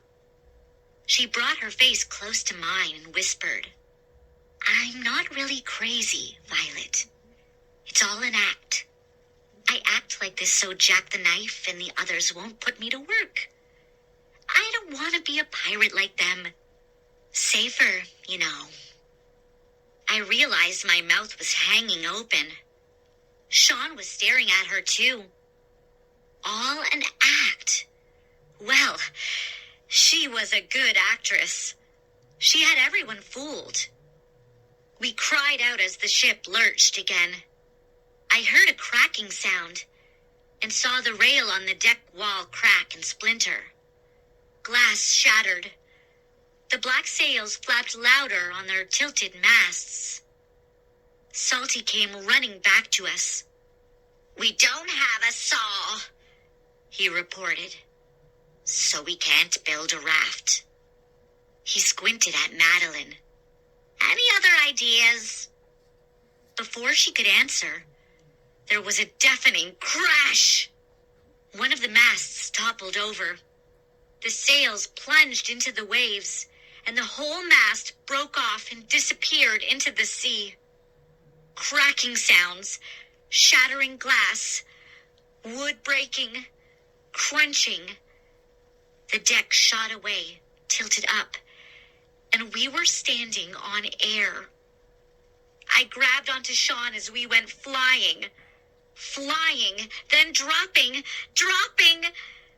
hurling straight down into the water, both of us screaming all the way. Chapter 19. The slap of the water cut off my scream. My body plunged under the surface, and I sank with my eyes wide open. The icy chill of the water paralyzed me. I felt as if I'd sink forever. I finally remembered that I had arms and legs. Fighting the cold and my panic, I shot my arms out and began to kick. My shoes were heavy under the water, and I kicked slowly, painfully, twisting my head up and reaching with both hands for the surface. My head bobbed over the rolling waves, and I gasped for breath, my chest about to burst. The cold of the water sent chill after chill down my body. My clothes weighed me down. I felt as if I weighed 400 pounds. The salt water burned my eyes. I swallowed a mouthful and started to choke. Paddling furiously, I kept my head above the surface. "Sean! Sean!" I tried to shout his name, but my voice came out weak and muffled by the rush of tossing waters. Frantically, I spun around. "Sean!" I didn't see him. I saw pieces of the boat floating on top of the water.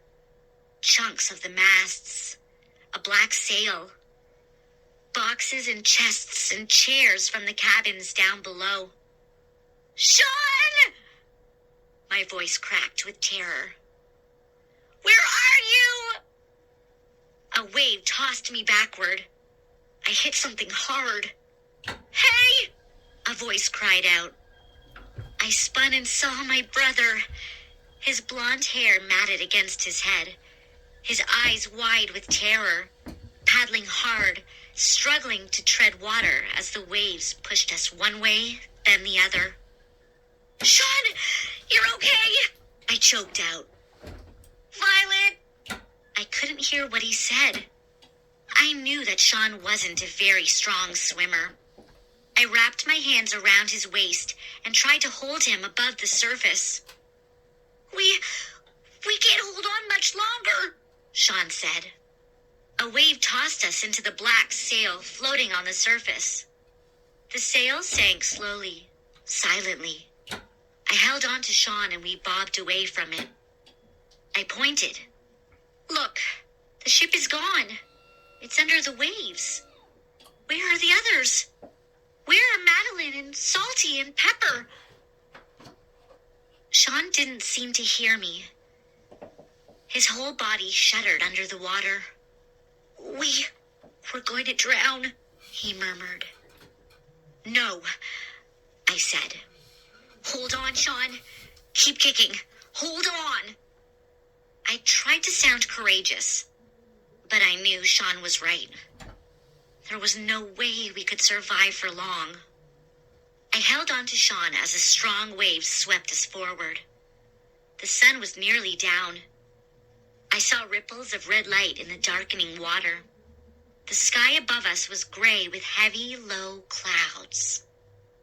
I spun in the water and screamed when I saw Madeline and Salty and Pepper. They appeared to be floating on the surface of the water, sitting up and floating toward us. I blinked and blinked again. I knew I was seeing things. My terror was causing me to imagine them floating on the ocean crests. But no.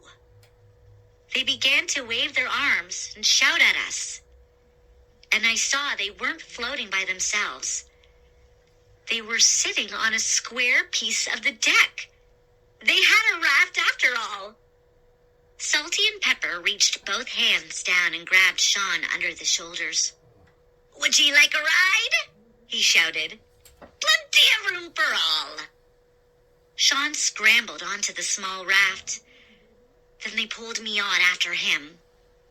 For a long moment, we all sat staring at one another. Sean and I were breathing hard, water rolling down our faces. I shivered and hugged myself.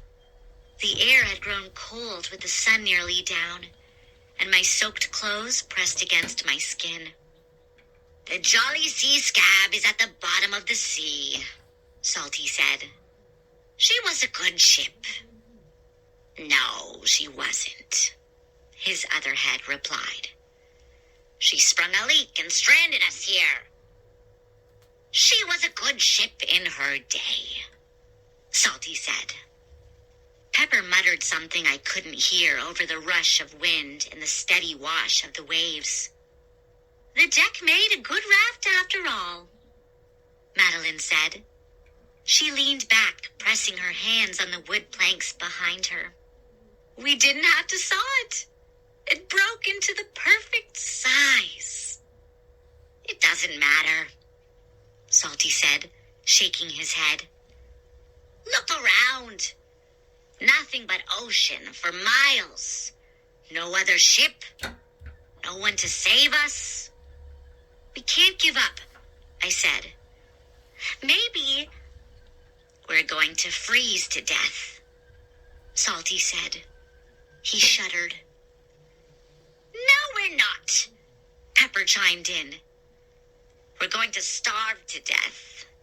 Freeze to death, Salty insisted. Starve to death, Pepper said.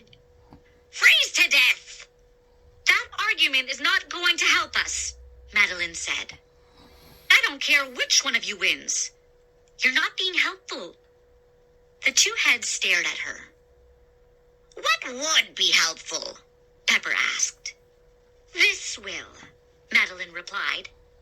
She reached into a deep pocket in her skirt and pulled out a silvery pistol. She raised the gun in front of her. "What are you going to do with that?" Salty cried. He raised his hands above his head as if in surrender. I knew you were crazy, Mad Madeline," Pepper sputtered. "But I didn't think you were that crazy." "Put it down! Put it down!" Salty cried. "What do you think you are doing?" I was holding my breath, my eyes on the pistol. Sean had backed up to the edge of the raft. A wave lifted us, carried us for a bit, then lowered us down hard. Madeline grinned at Sean and me. Then she turned to Salty, who still had his hands raised in the air. "It's a flare pistol," she said. "It's not a gun." Both Salty and Pepper let out sighs of relief. They lowered their hands to the wooden raft. "I grabbed this when the ship was going down," Madeline said. "I'm going to send up a flare. It will burst open bright red against the gray sky. If there's a ship around anywhere, they'll see it. And they'll come rescue us from this flimsy raft." Salty and Pepper both cheered. "Yes, do it! Do it!" they both cried. "Someone will see it," I said, trying to sound brave. "I know they will." "Okay, here goes." Madeline raised the flare gun above her head. She pointed it straight up at the sky. The trigger made a loud click as she pulled it. I raised my eyes to see the flare spread light over the sky. But nothing happened. Madeline kept the flare gun raised high. She pulled the trigger again. Nothing. She let out a groan and lowered the gun to her lap. "Guess it got wet," she murmured, shaking her head. "It doesn't work if it's wet." The four of us sat staring at the flare gun in her lap. Finally, Salty broke the silence. "That was our last chance," he said. Chapter 20. The sun dropped quickly. The sky grew as black as the waters that surrounded us. The four of us sat hunched close together, hugging ourselves for warmth. There was no room to stretch out or lie down. Salty tried pushing his legs straight out, and his boots trailed in the water. Madeline's head was down, and her hair covered her face. I couldn't tell if she was sleeping or not. Sean leaned his head against my shoulder and shut his eyes. My teeth were chattering. I tried to think warm thoughts. I thought about a sandy beach in sunlight, and about big steaming bowls of chicken soup. It actually helped a little. The raft slid up and down on the waves. The ocean was pretty gentle, but I still felt as if I was riding an endless roller coaster. My stomach growled. I lowered my head and shut my eyes, but I knew I couldn't sleep. "This is the worst night of my life," I told myself. "It can't get any worse than this." That's when I felt a hard bump. Something jolted the raft, lifting it off the water. "Huh? What's that?" All four of us were alert now, gazing around frantically. Another hard bump sent the raft sliding off a wave. I gripped the planks, pressing my hands into the wood. My entire body stiffened in fright.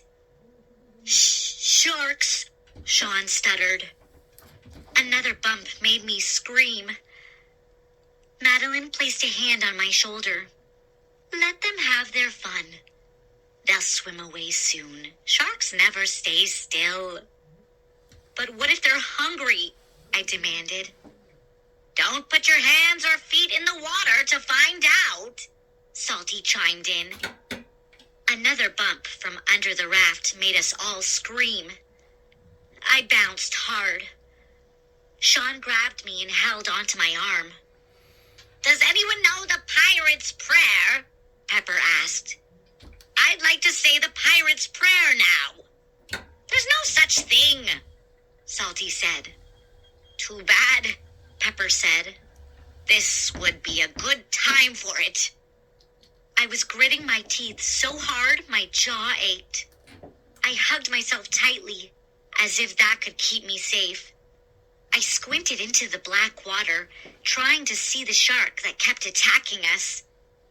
But it was too dark to see anything. Too dark to see where the water ended and the sky began. "I'm not going to cry," I told myself. For one thing, it was too cold to cry.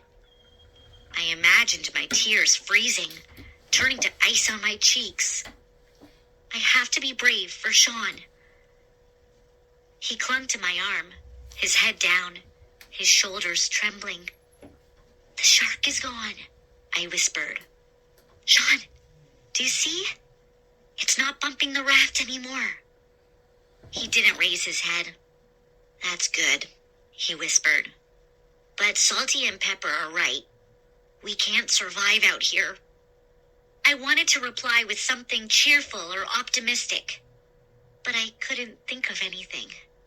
So I just patted his arm and stayed silent. How did we survive that dreadful night? I don't know. I must have fallen asleep somehow. When I opened my eyes, a red ball of a sun was climbing the purple-pink sky. Beams of light trickled through the ocean waters. I blinked myself alert. My arms and legs felt stiff. My hair had matted over my face. I brushed it away and saw a sailing ship in the distance. "Hey!" I gave a hoarse shout. My throat was still clogged from sleep. "Hey! Look!" Madeline raised her head and turned toward where I was pointing. Salty and Pepper had been snoring loudly together. They coughed themselves awake and stared at the ship. "It has black sails!" Sean exclaimed. "Another pirate ship!" Salty cried. "Come to rescue us!" "Does it see us?" Pepper demanded. The two-headed sailor jumped to his feet. He began shouting at the ship and jumping up and down. "Easy, easy," Madeline warned. "You'll tip us over." But she jumped up and began waving both arms frantically at the approaching ship. The black sails seemed to grow larger as the big ship broke through the waves, sweeping toward us. "We're going to be saved!" I cried. "I don't believe it! It's coming to rescue us!" Sean and I cheered as the hull of the ship bounced in the water. White waves rolled off the pirate ship's sides as it picked up speed. Salty and Madeline were still on their feet, waving wildly to the ship. "They see us!" Salty cried. "Yes, they see us!" "No, they don't!" Pepper shouted. "They don't see us! Look out!" Pepper was right. I gasped in horror and grabbed onto Sean. "They don't see us! They're going to crash right into us!" Slappy here, everyone! I hate when that happens. When a ship crashes into you and you drown instantly. Don't you hate that too? Thank goodness the story doesn't end here. I don't think that ending would make a splash with anyone. What do you think happens now? I don't know. I get a sinking feeling when I think about it. I've got one thing to say to Violet and Sean. You should have brought a towel.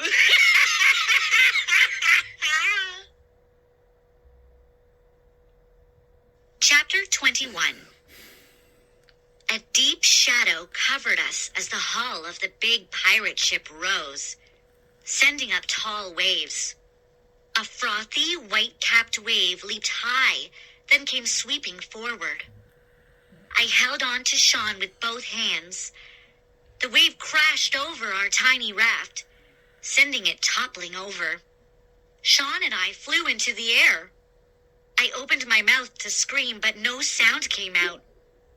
I smacked the surface of the water hard, then sank into the cold. My mouth was still open. I swallowed a mouthful and started to choke.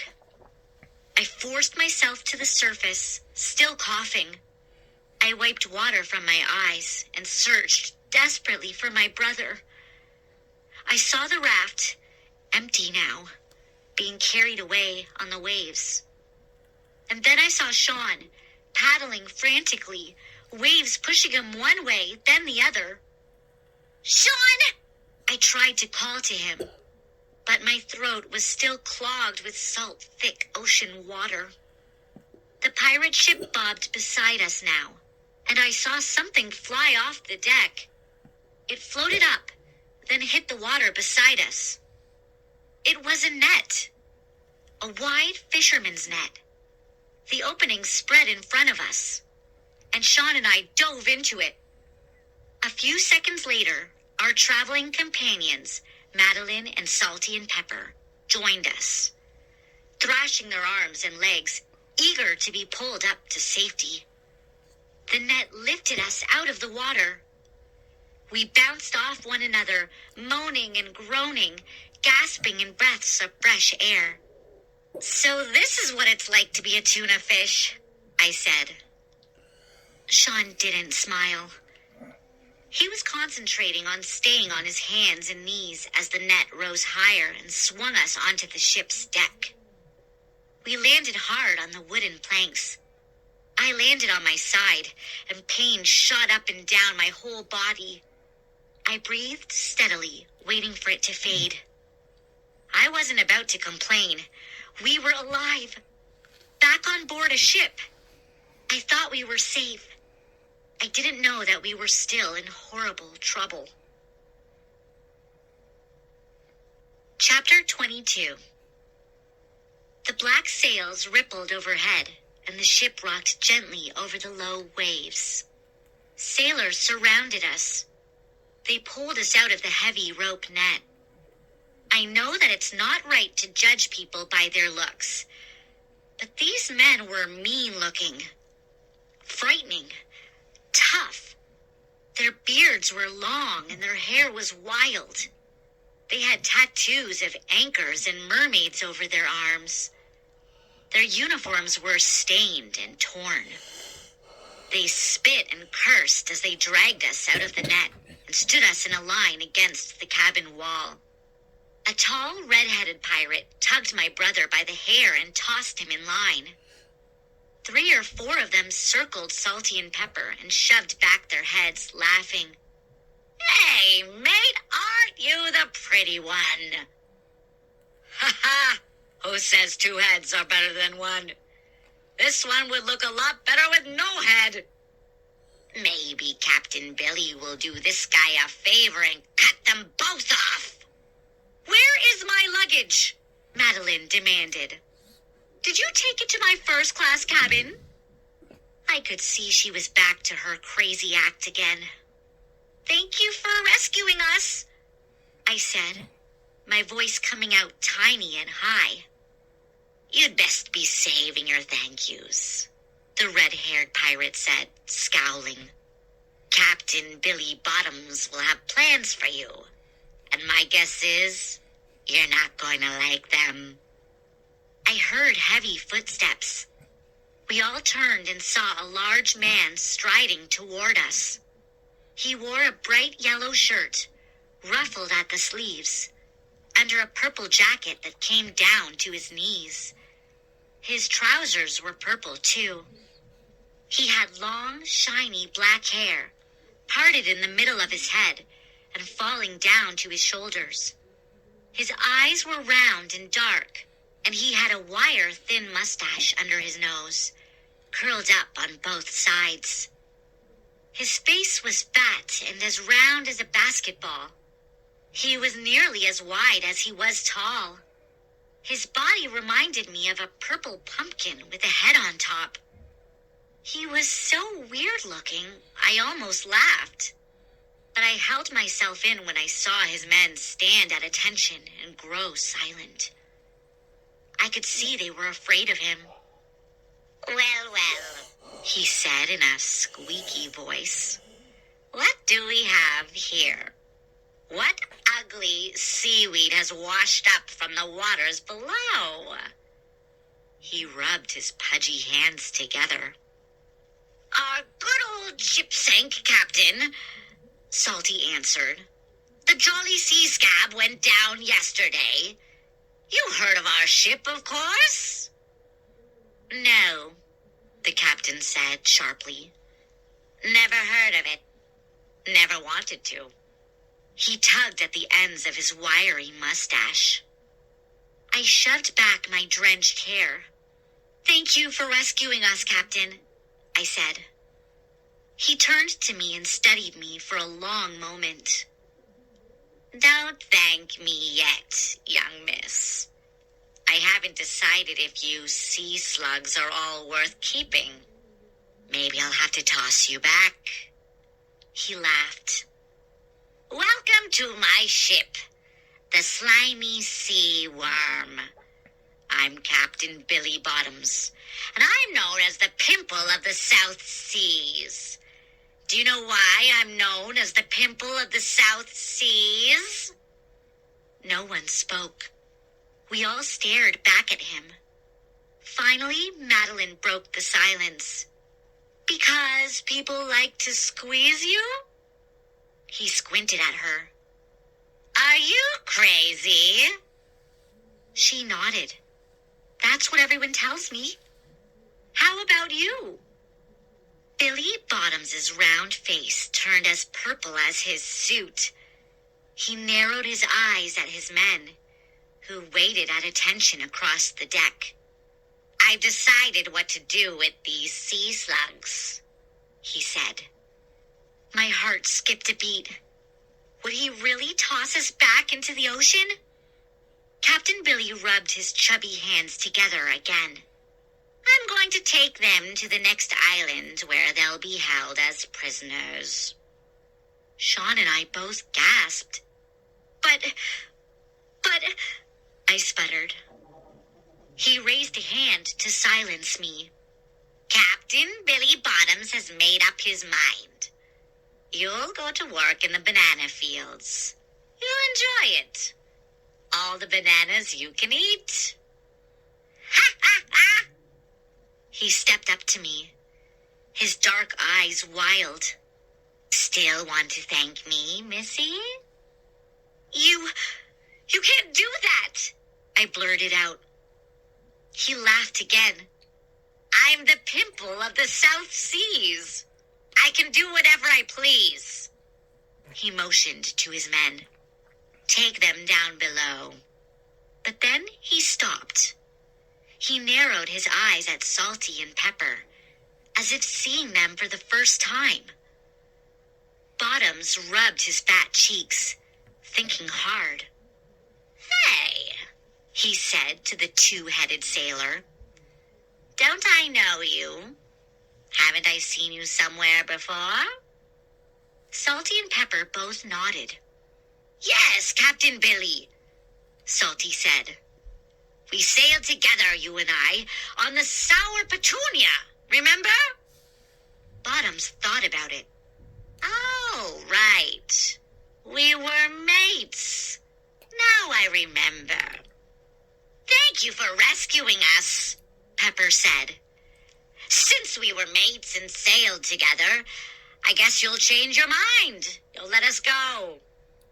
Bottoms stroked his triple chins. "I just remembered something," he said. "I don't like you.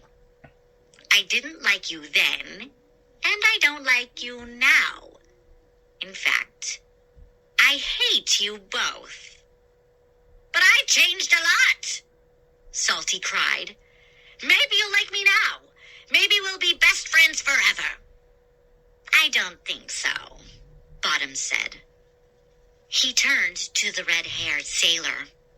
Smitty, set our course for the island and lock up the prisoners. Chapter 23.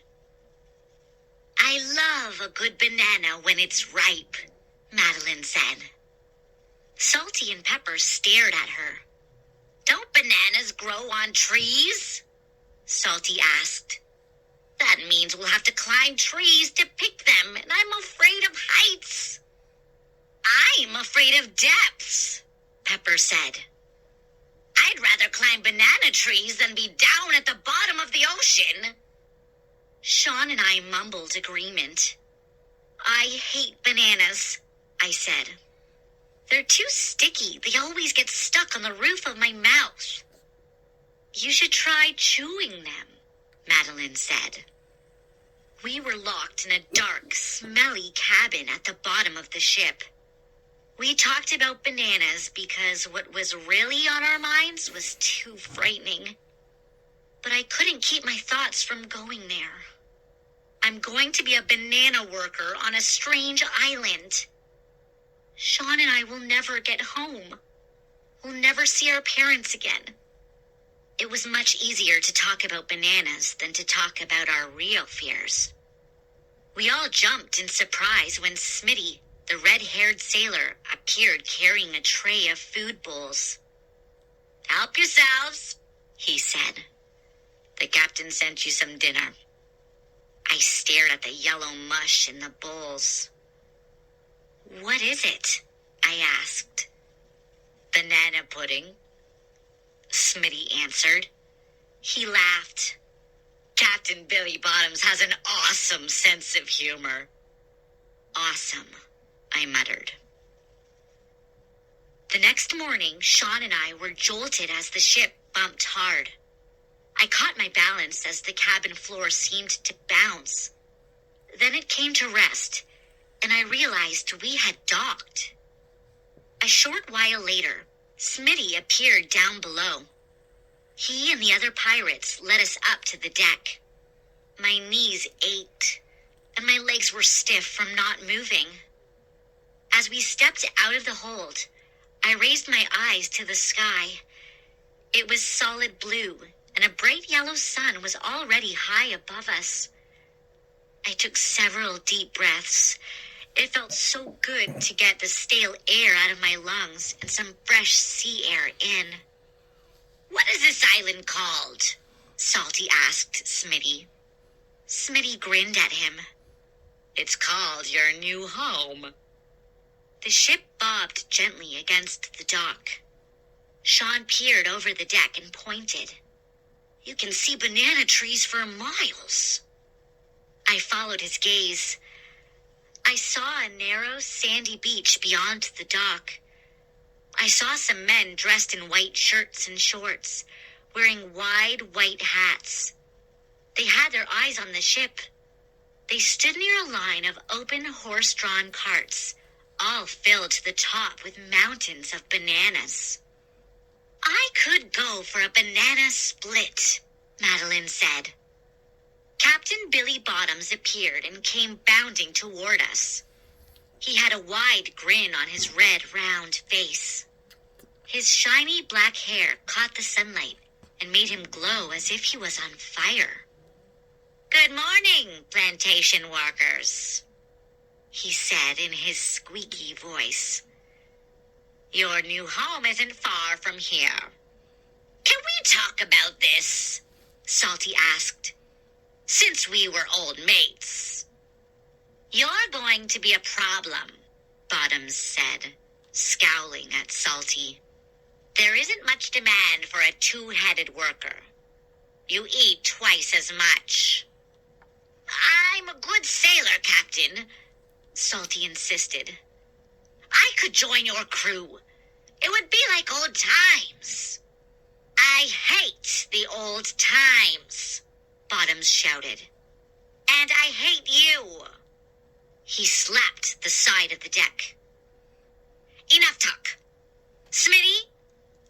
them down to their new bosses." Smitty saluted and motioned for us to follow him down the gangplank to the dock.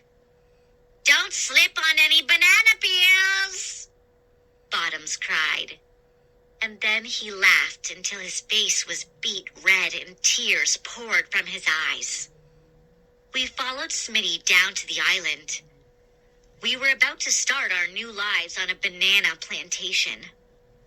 In other words, we were doomed. I felt a hand on my shoulder. I turned to find Madeline leaning close. She motioned to Sean. "Listen, you two," she whispered. I wasn't kidding about a banana split. I blinked. "Huh? What do you mean?" Chapter 24. "When I give the signal, we split," Madeline exclaimed.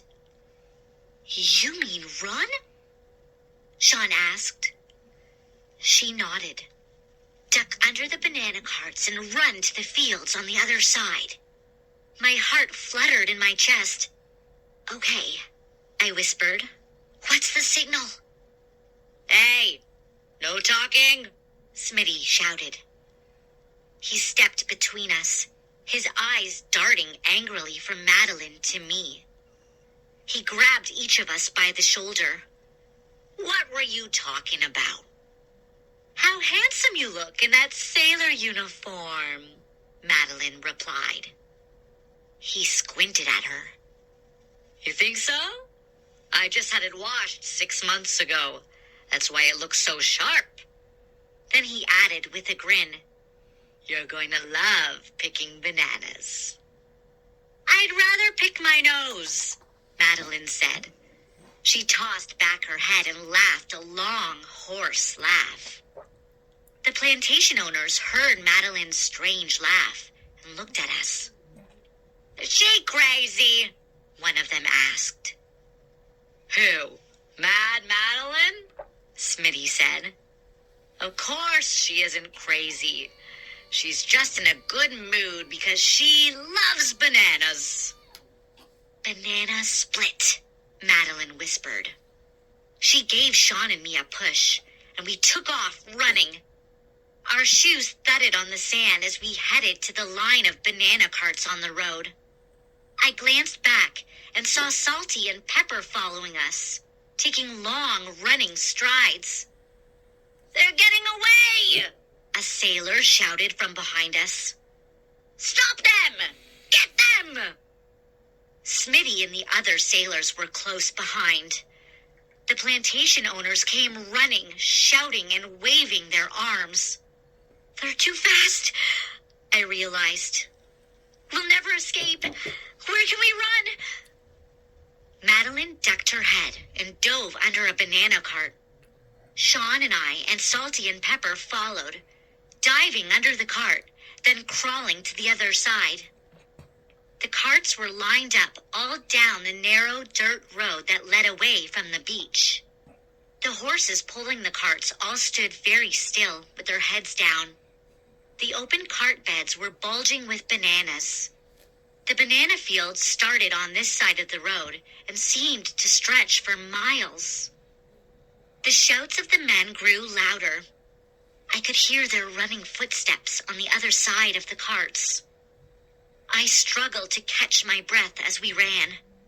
"Where can we go?" I called to Madeline a few feet ahead of us. "If we run into the fields, they'll catch us. We can't run down the road. They'll catch us there too." Madeline pointed to the back of a cart. "Maybe we can hide." Hide in the bananas? It didn't seem to make sense, but we didn't have time to discuss it. Madeline scrambled onto the back of a cart. I gave Sean a boost. Then I pulled myself up after him. Salty and Pepper burst in right behind us. "Get under the bananas," Madeline said breathlessly. "Hurry! It's our only chance." The four of us began frantically lifting up bunches of bananas, trying to slide under them. I saw Madeline and Salty and Pepper disappear under blankets of the green fruit. Sean was having trouble with the heavy bunches. I turned and swung a long bunch over his chest. I could hear the men getting closer, hear their running footsteps on the dirt road. No time. No time. I covered Sean's face with another bunch. Then I dropped onto my back, desperately grabbing at bananas, pulling them over me. The sweet smell of the just-picked bananas invaded my nose. My stomach lurched. The aroma was making me sick. I held my breath and forced my stomach to stop heaving. I heard the shouts of the men. They had to be just inches away from us. I ducked as low as I could, pressing myself against the flat bed of the cart. I couldn't see a thing, not even a glimpse of sunlight. I hoped the bananas covered me. I couldn't tell. Was Sean completely covered too? I couldn't see him, but I could hear his wheezing breaths close beside me. I held my breath. My skin started to itch. I struggled not to move. And then a powerful hand gripped my leg. Chapter 25. Caught. I opened my mouth to scream, but no sound came out. It took me a few seconds to realize it was Sean's hand. The poor frightened guy held on to my leg. Over my thundering heartbeats, I heard voices outside the cart. Where did they go? A man shouted, inches away. Into the field? Did they go back to the dock? They can't get back on the ship. Bottoms has his men posted on the lookout for them. They didn't go far. Keep searching. Under the heavy bananas, I flattened myself against the cart bed and listened for them to move away. My skin was itching like crazy now, but I forced myself not to move a muscle. I heard the soft thud of footsteps on the sandy ground as the men moved past the carts. Their voices grew fainter. I was still afraid to move. Had any of them lingered nearby? I waited and listened, and then I felt something warm crawling over the back of my neck, like soft pinpricks. The touch made my skin tingle. And then I felt another one in my hair. Hard pinprick legs scuttling over the top of my head. Bugs? Bugs in the bananas? I couldn't help it. I jerked myself up, knocking bunches of bananas to the side. I grabbed at the back of my neck, wrapped my fingers around something soft and spindly, raised it to my horrified face, and started to scream. Tarantulas!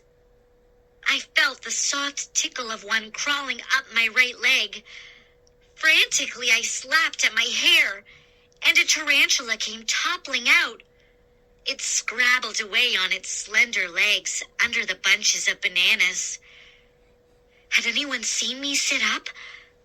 Had the men heard my scream? Pushing a heavy bunch of bananas off my lap, I gazed around. I could see the men deep in the field, searching for us among the clusters of banana trees. Sean sat up, eyes wide with fright. He gasped in a few deep breaths. Sweat poured down his face. I reached over and tugged at a tarantula on the front of his t-shirt. It clung to his shirt. It didn't want to come off, but I swung it away and tossed it across the cart bed. Salty and Pepper shoved bananas off them. They won't bite unless they're hungry, Salty said. Yes, they will, Pepper argued. Madeline's head popped up from a bunch of bananas. I hate tarantulas, she said. I She shook her whole body, like a dog shaking off water. My skin itched and tingled. "We have to get out of here," I said. "Look!" I pointed. The men had turned around. They were trotting back toward the carts. "Where can we go?" Sean demanded. We're trapped here." Before anyone could answer, the cart lurched hard. It shot backward, then jerked forward. I bounced into Sean, and we both flew into the back of the cart bed. The banana bunches bounced with us, and I saw tarantulas topple off the fruit and scurry across the cart bed. "Whoa! Wait, we're moving!" I cried as the horse groaned loudly, then pulled the cart into the center of the dirt road. We began rumbling over the road, picking up speed. I turned to my brother, my eyes wide with fear. "Where is it taking us?" I cried. Chapter 26. The four of us bounced in the back of the cart as it sped along the dirt road. Every bump sent us flying. Sean and I gripped banana bunches with both hands to help hold us down and keep us from flying over the side. The cart followed a curve into the middle of a banana tree field. The thick bunches of green bananas bumped the sides of the cart as we sped past.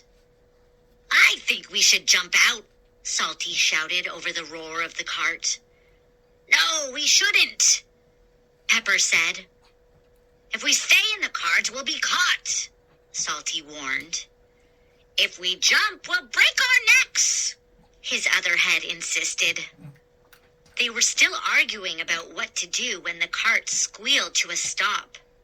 All four of us slammed into the side. Pain shot up my back. Sean struggled to climb to his feet.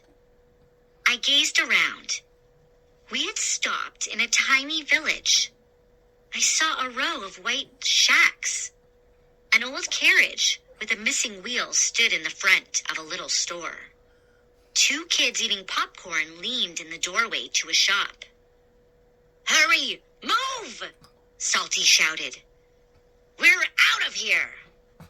He leaped out of the back of the cart, brushed a tarantula off his shoulder, turned and ran toward the small store.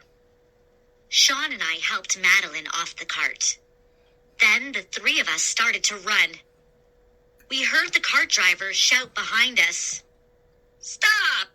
Hey, stop, you!" But we didn't look back and we didn't stop. My heart was pounding as we followed Salty and Pepper along the side of the little store to the back. I heard music coming from inside. Soft, classical music, the kind my parents like. Salty and Pepper had stopped to talk to two girls about my age. They were sitting on a railing, books in their hands. I stopped and stared at them. They were both blonde, both tall, wearing long skirts and ruffled white blouses. Sean, Madeline, and I stepped up beside Salty. The girls squinted at us, shielding their eyes from the sun with their hands. "Where did you come from?" one of them asked. "It's a long story," I said. "Where are we?" They both laughed. "You don't know where you are?" "We were kind of kidnapped," Sean said. The girls stopped laughing. "Why do you look so frightened? Are you in trouble? Are people coming after you?" "We don't want any trouble." They jumped down from the railing and started to hurry away. "No, please," Salty called after them. "Just tell us what island this is." "Is this Banana Island?" Pepper asked. The girls laughed again. "Banana Island? No way!" "It was a good guess," Pepper said. "This isn't Banana Island. one of them said. It's Clam Island. Huh? I gasped. The others reacted in surprise. Clam Island? But it's all bananas. Why is it called Clam Island? Because the island is shaped like a clamshell, a girl said. Clam Island? I exclaimed. That's just where we want to be. Well, you made it, one of them said. Good luck. And they hurried away, disappearing around the corner of the little store. Salty and Pepper slapped their foreheads. Do you believe it? Captain Billy dropped us off exactly where we were supposed to go, Salty said. How lucky is that? And there is something even luckier, Pepper said. Look, you won't believe it. He pointed to a low bush. Perched on the top branch of the bush was a yellow canary. I gasped. This was impossible. Could we really be this lucky? If we returned the canary to Jack the Knife, my Uncle Jim would be safe, and the pirates would all go back in their boxes. Our lives could return to normal. I was nearly bursting with excitement. Well, what does Captain Jack's canary look like? I whispered. It has a pip on its forehead, Salty whispered back. That's why he's named Captain Pip. We crept on tiptoe closer to the bush. I held my breath. Would we scare it away? What does a pip look like? Sean whispered. I shrugged. I don't know. See that dot on his forehead? Pepper said. That's a pip. That's him, all right. Madeline and Salty held back, eyes locked on the canary. I took another step closer, another, and in the fastest move I ever made in my life, I shot my hand forward, gently grabbed the canary, and wrapped my fingers around it. Got it! I cried. Look! I got Captain Pip! I spun around and raised my hand to show it to the others. Pip cheeped once and flew out of my hand. The four of us watched in silence as the canary fluttered out of sight. Chapter 27. I don't believe it! I cried. I had him! I really had him! I tightened my hands into fists and pumped the air angrily. I guess it was too good to be true, Sean said. Madeline stepped up to us. No worries, she said. Watch. She sat down on the sandy ground and crossed her arms in front of her. Then she tilted her head to the sky and began to go tweet, tweet, tweet in a high bird voice. The rest of us stared down at her, our mouths open. Tweet, tweet, tweet, tweet, tweet, tweet, chirp, chirp. I think she's gone crazy again, Sean whispered to me.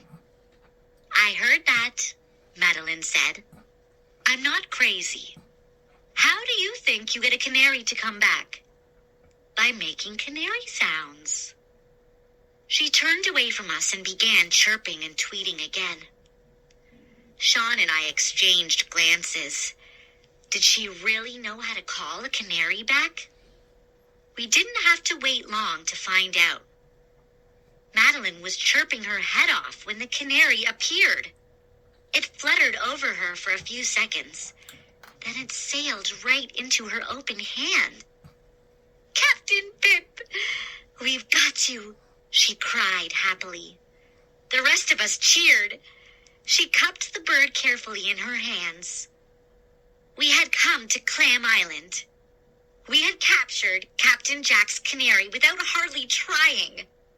We all agreed we had been very lucky. But would our luck continue? The answer was definitely yes. We found a little wooden birdcage in the village store that we could carry Captain Pip in. Lucky. Then we walked back to the ocean through the banana tree fields. When we got to the dock, Captain Billy Bottoms' pirate ship was still there. Very lucky. We crept on board and quickly discovered that the ship was empty. That's because Captain Billy and all his men were on Clam Island searching for us. The four of us lifted anchor, and we set sail in Captain Billy's ship. Very, very lucky. Salty and Pepper found a map in the captain's cabin, and we followed it on a calm sea right back to Sea Urchin Cove, Uncle Jim's town. Luck, and more luck. By the time we climbed off the ship at the little dock in front of Uncle Jim's house, we were very happy. In fact, Sean and I were so happy, we did a crazy dance on the beach, flinging our arms in the air and shouting at the top of our lungs. I've never been more happy or more excited, and I could see that Sean felt the same way.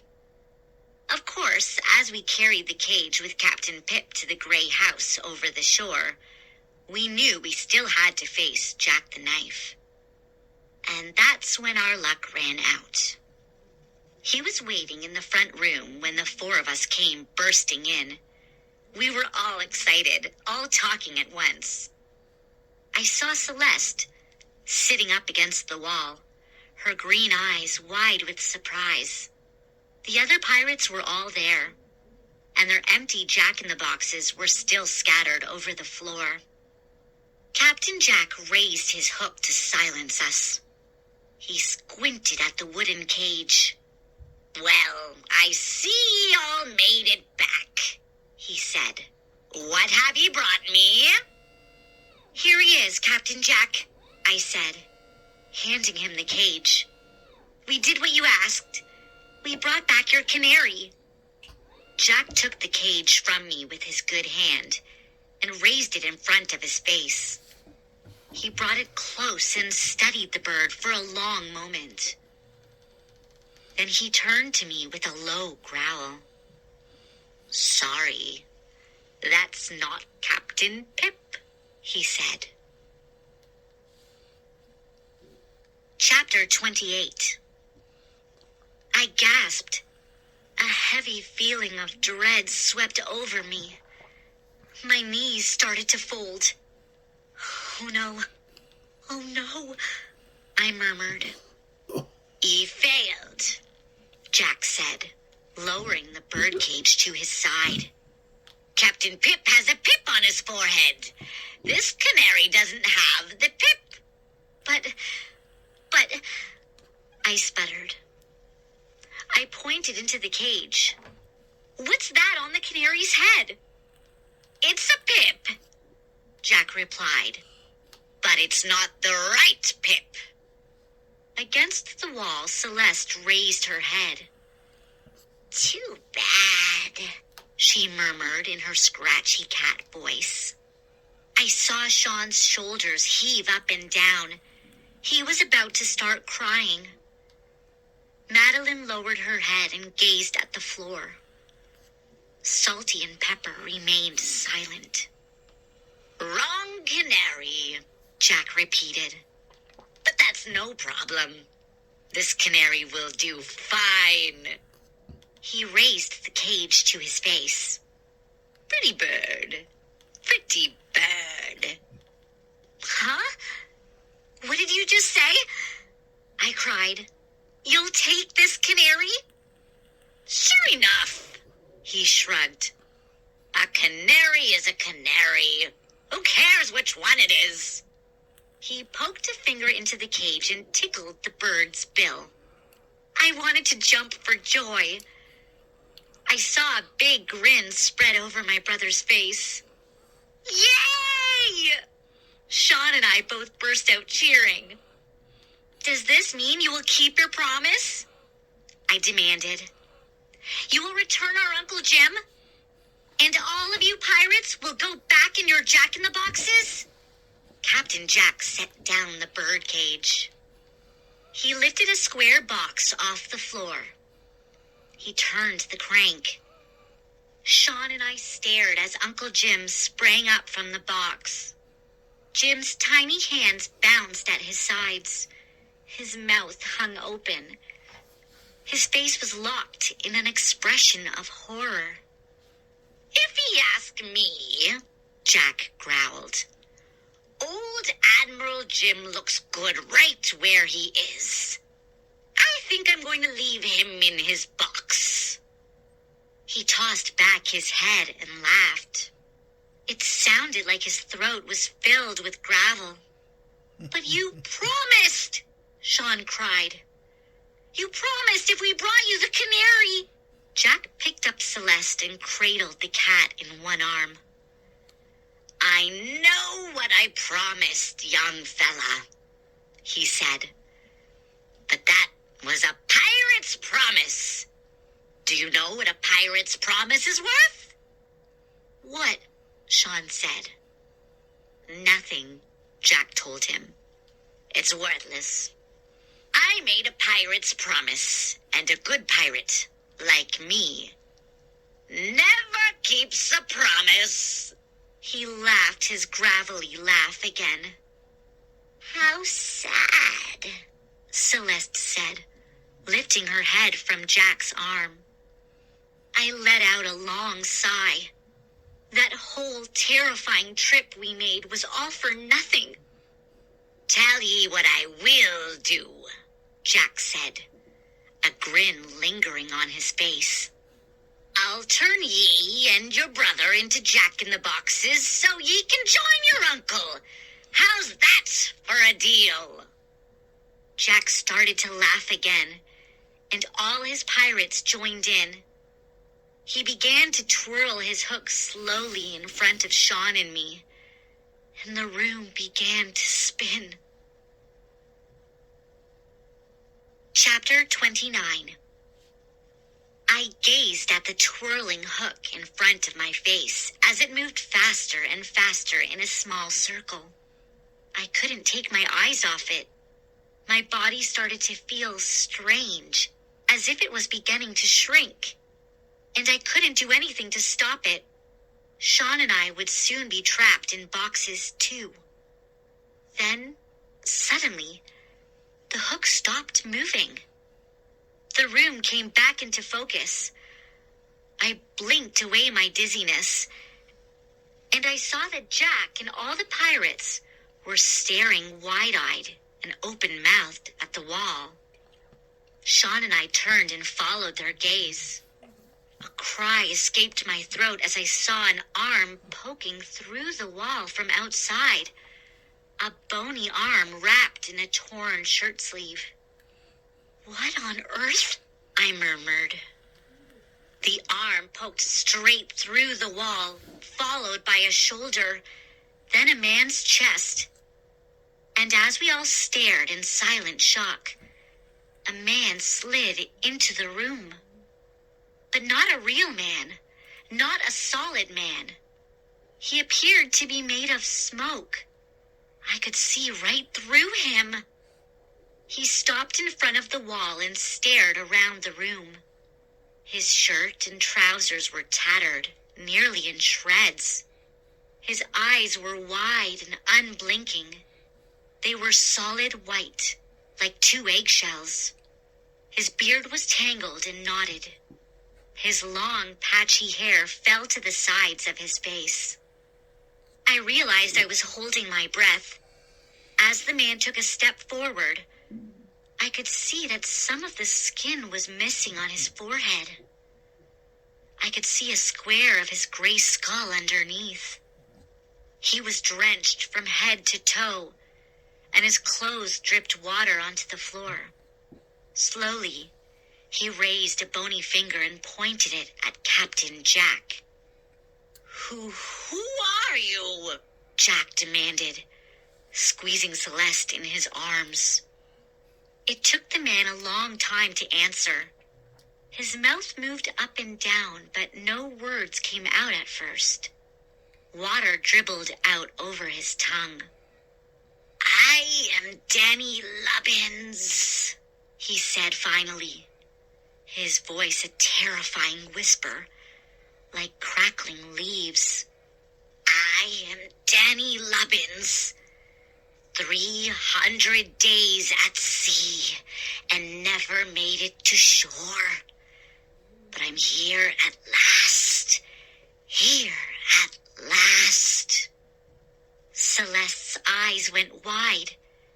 She tilted her head, suddenly alert. Give me my cat, the ghost cried, shaking a bony finger at Captain Jack. Give me my cat, or I'll take all of you to the grave with me. Captain Jack's eyes bulged in terror. He dropped Celeste to the floor. His whole body shook as he pointed his hook.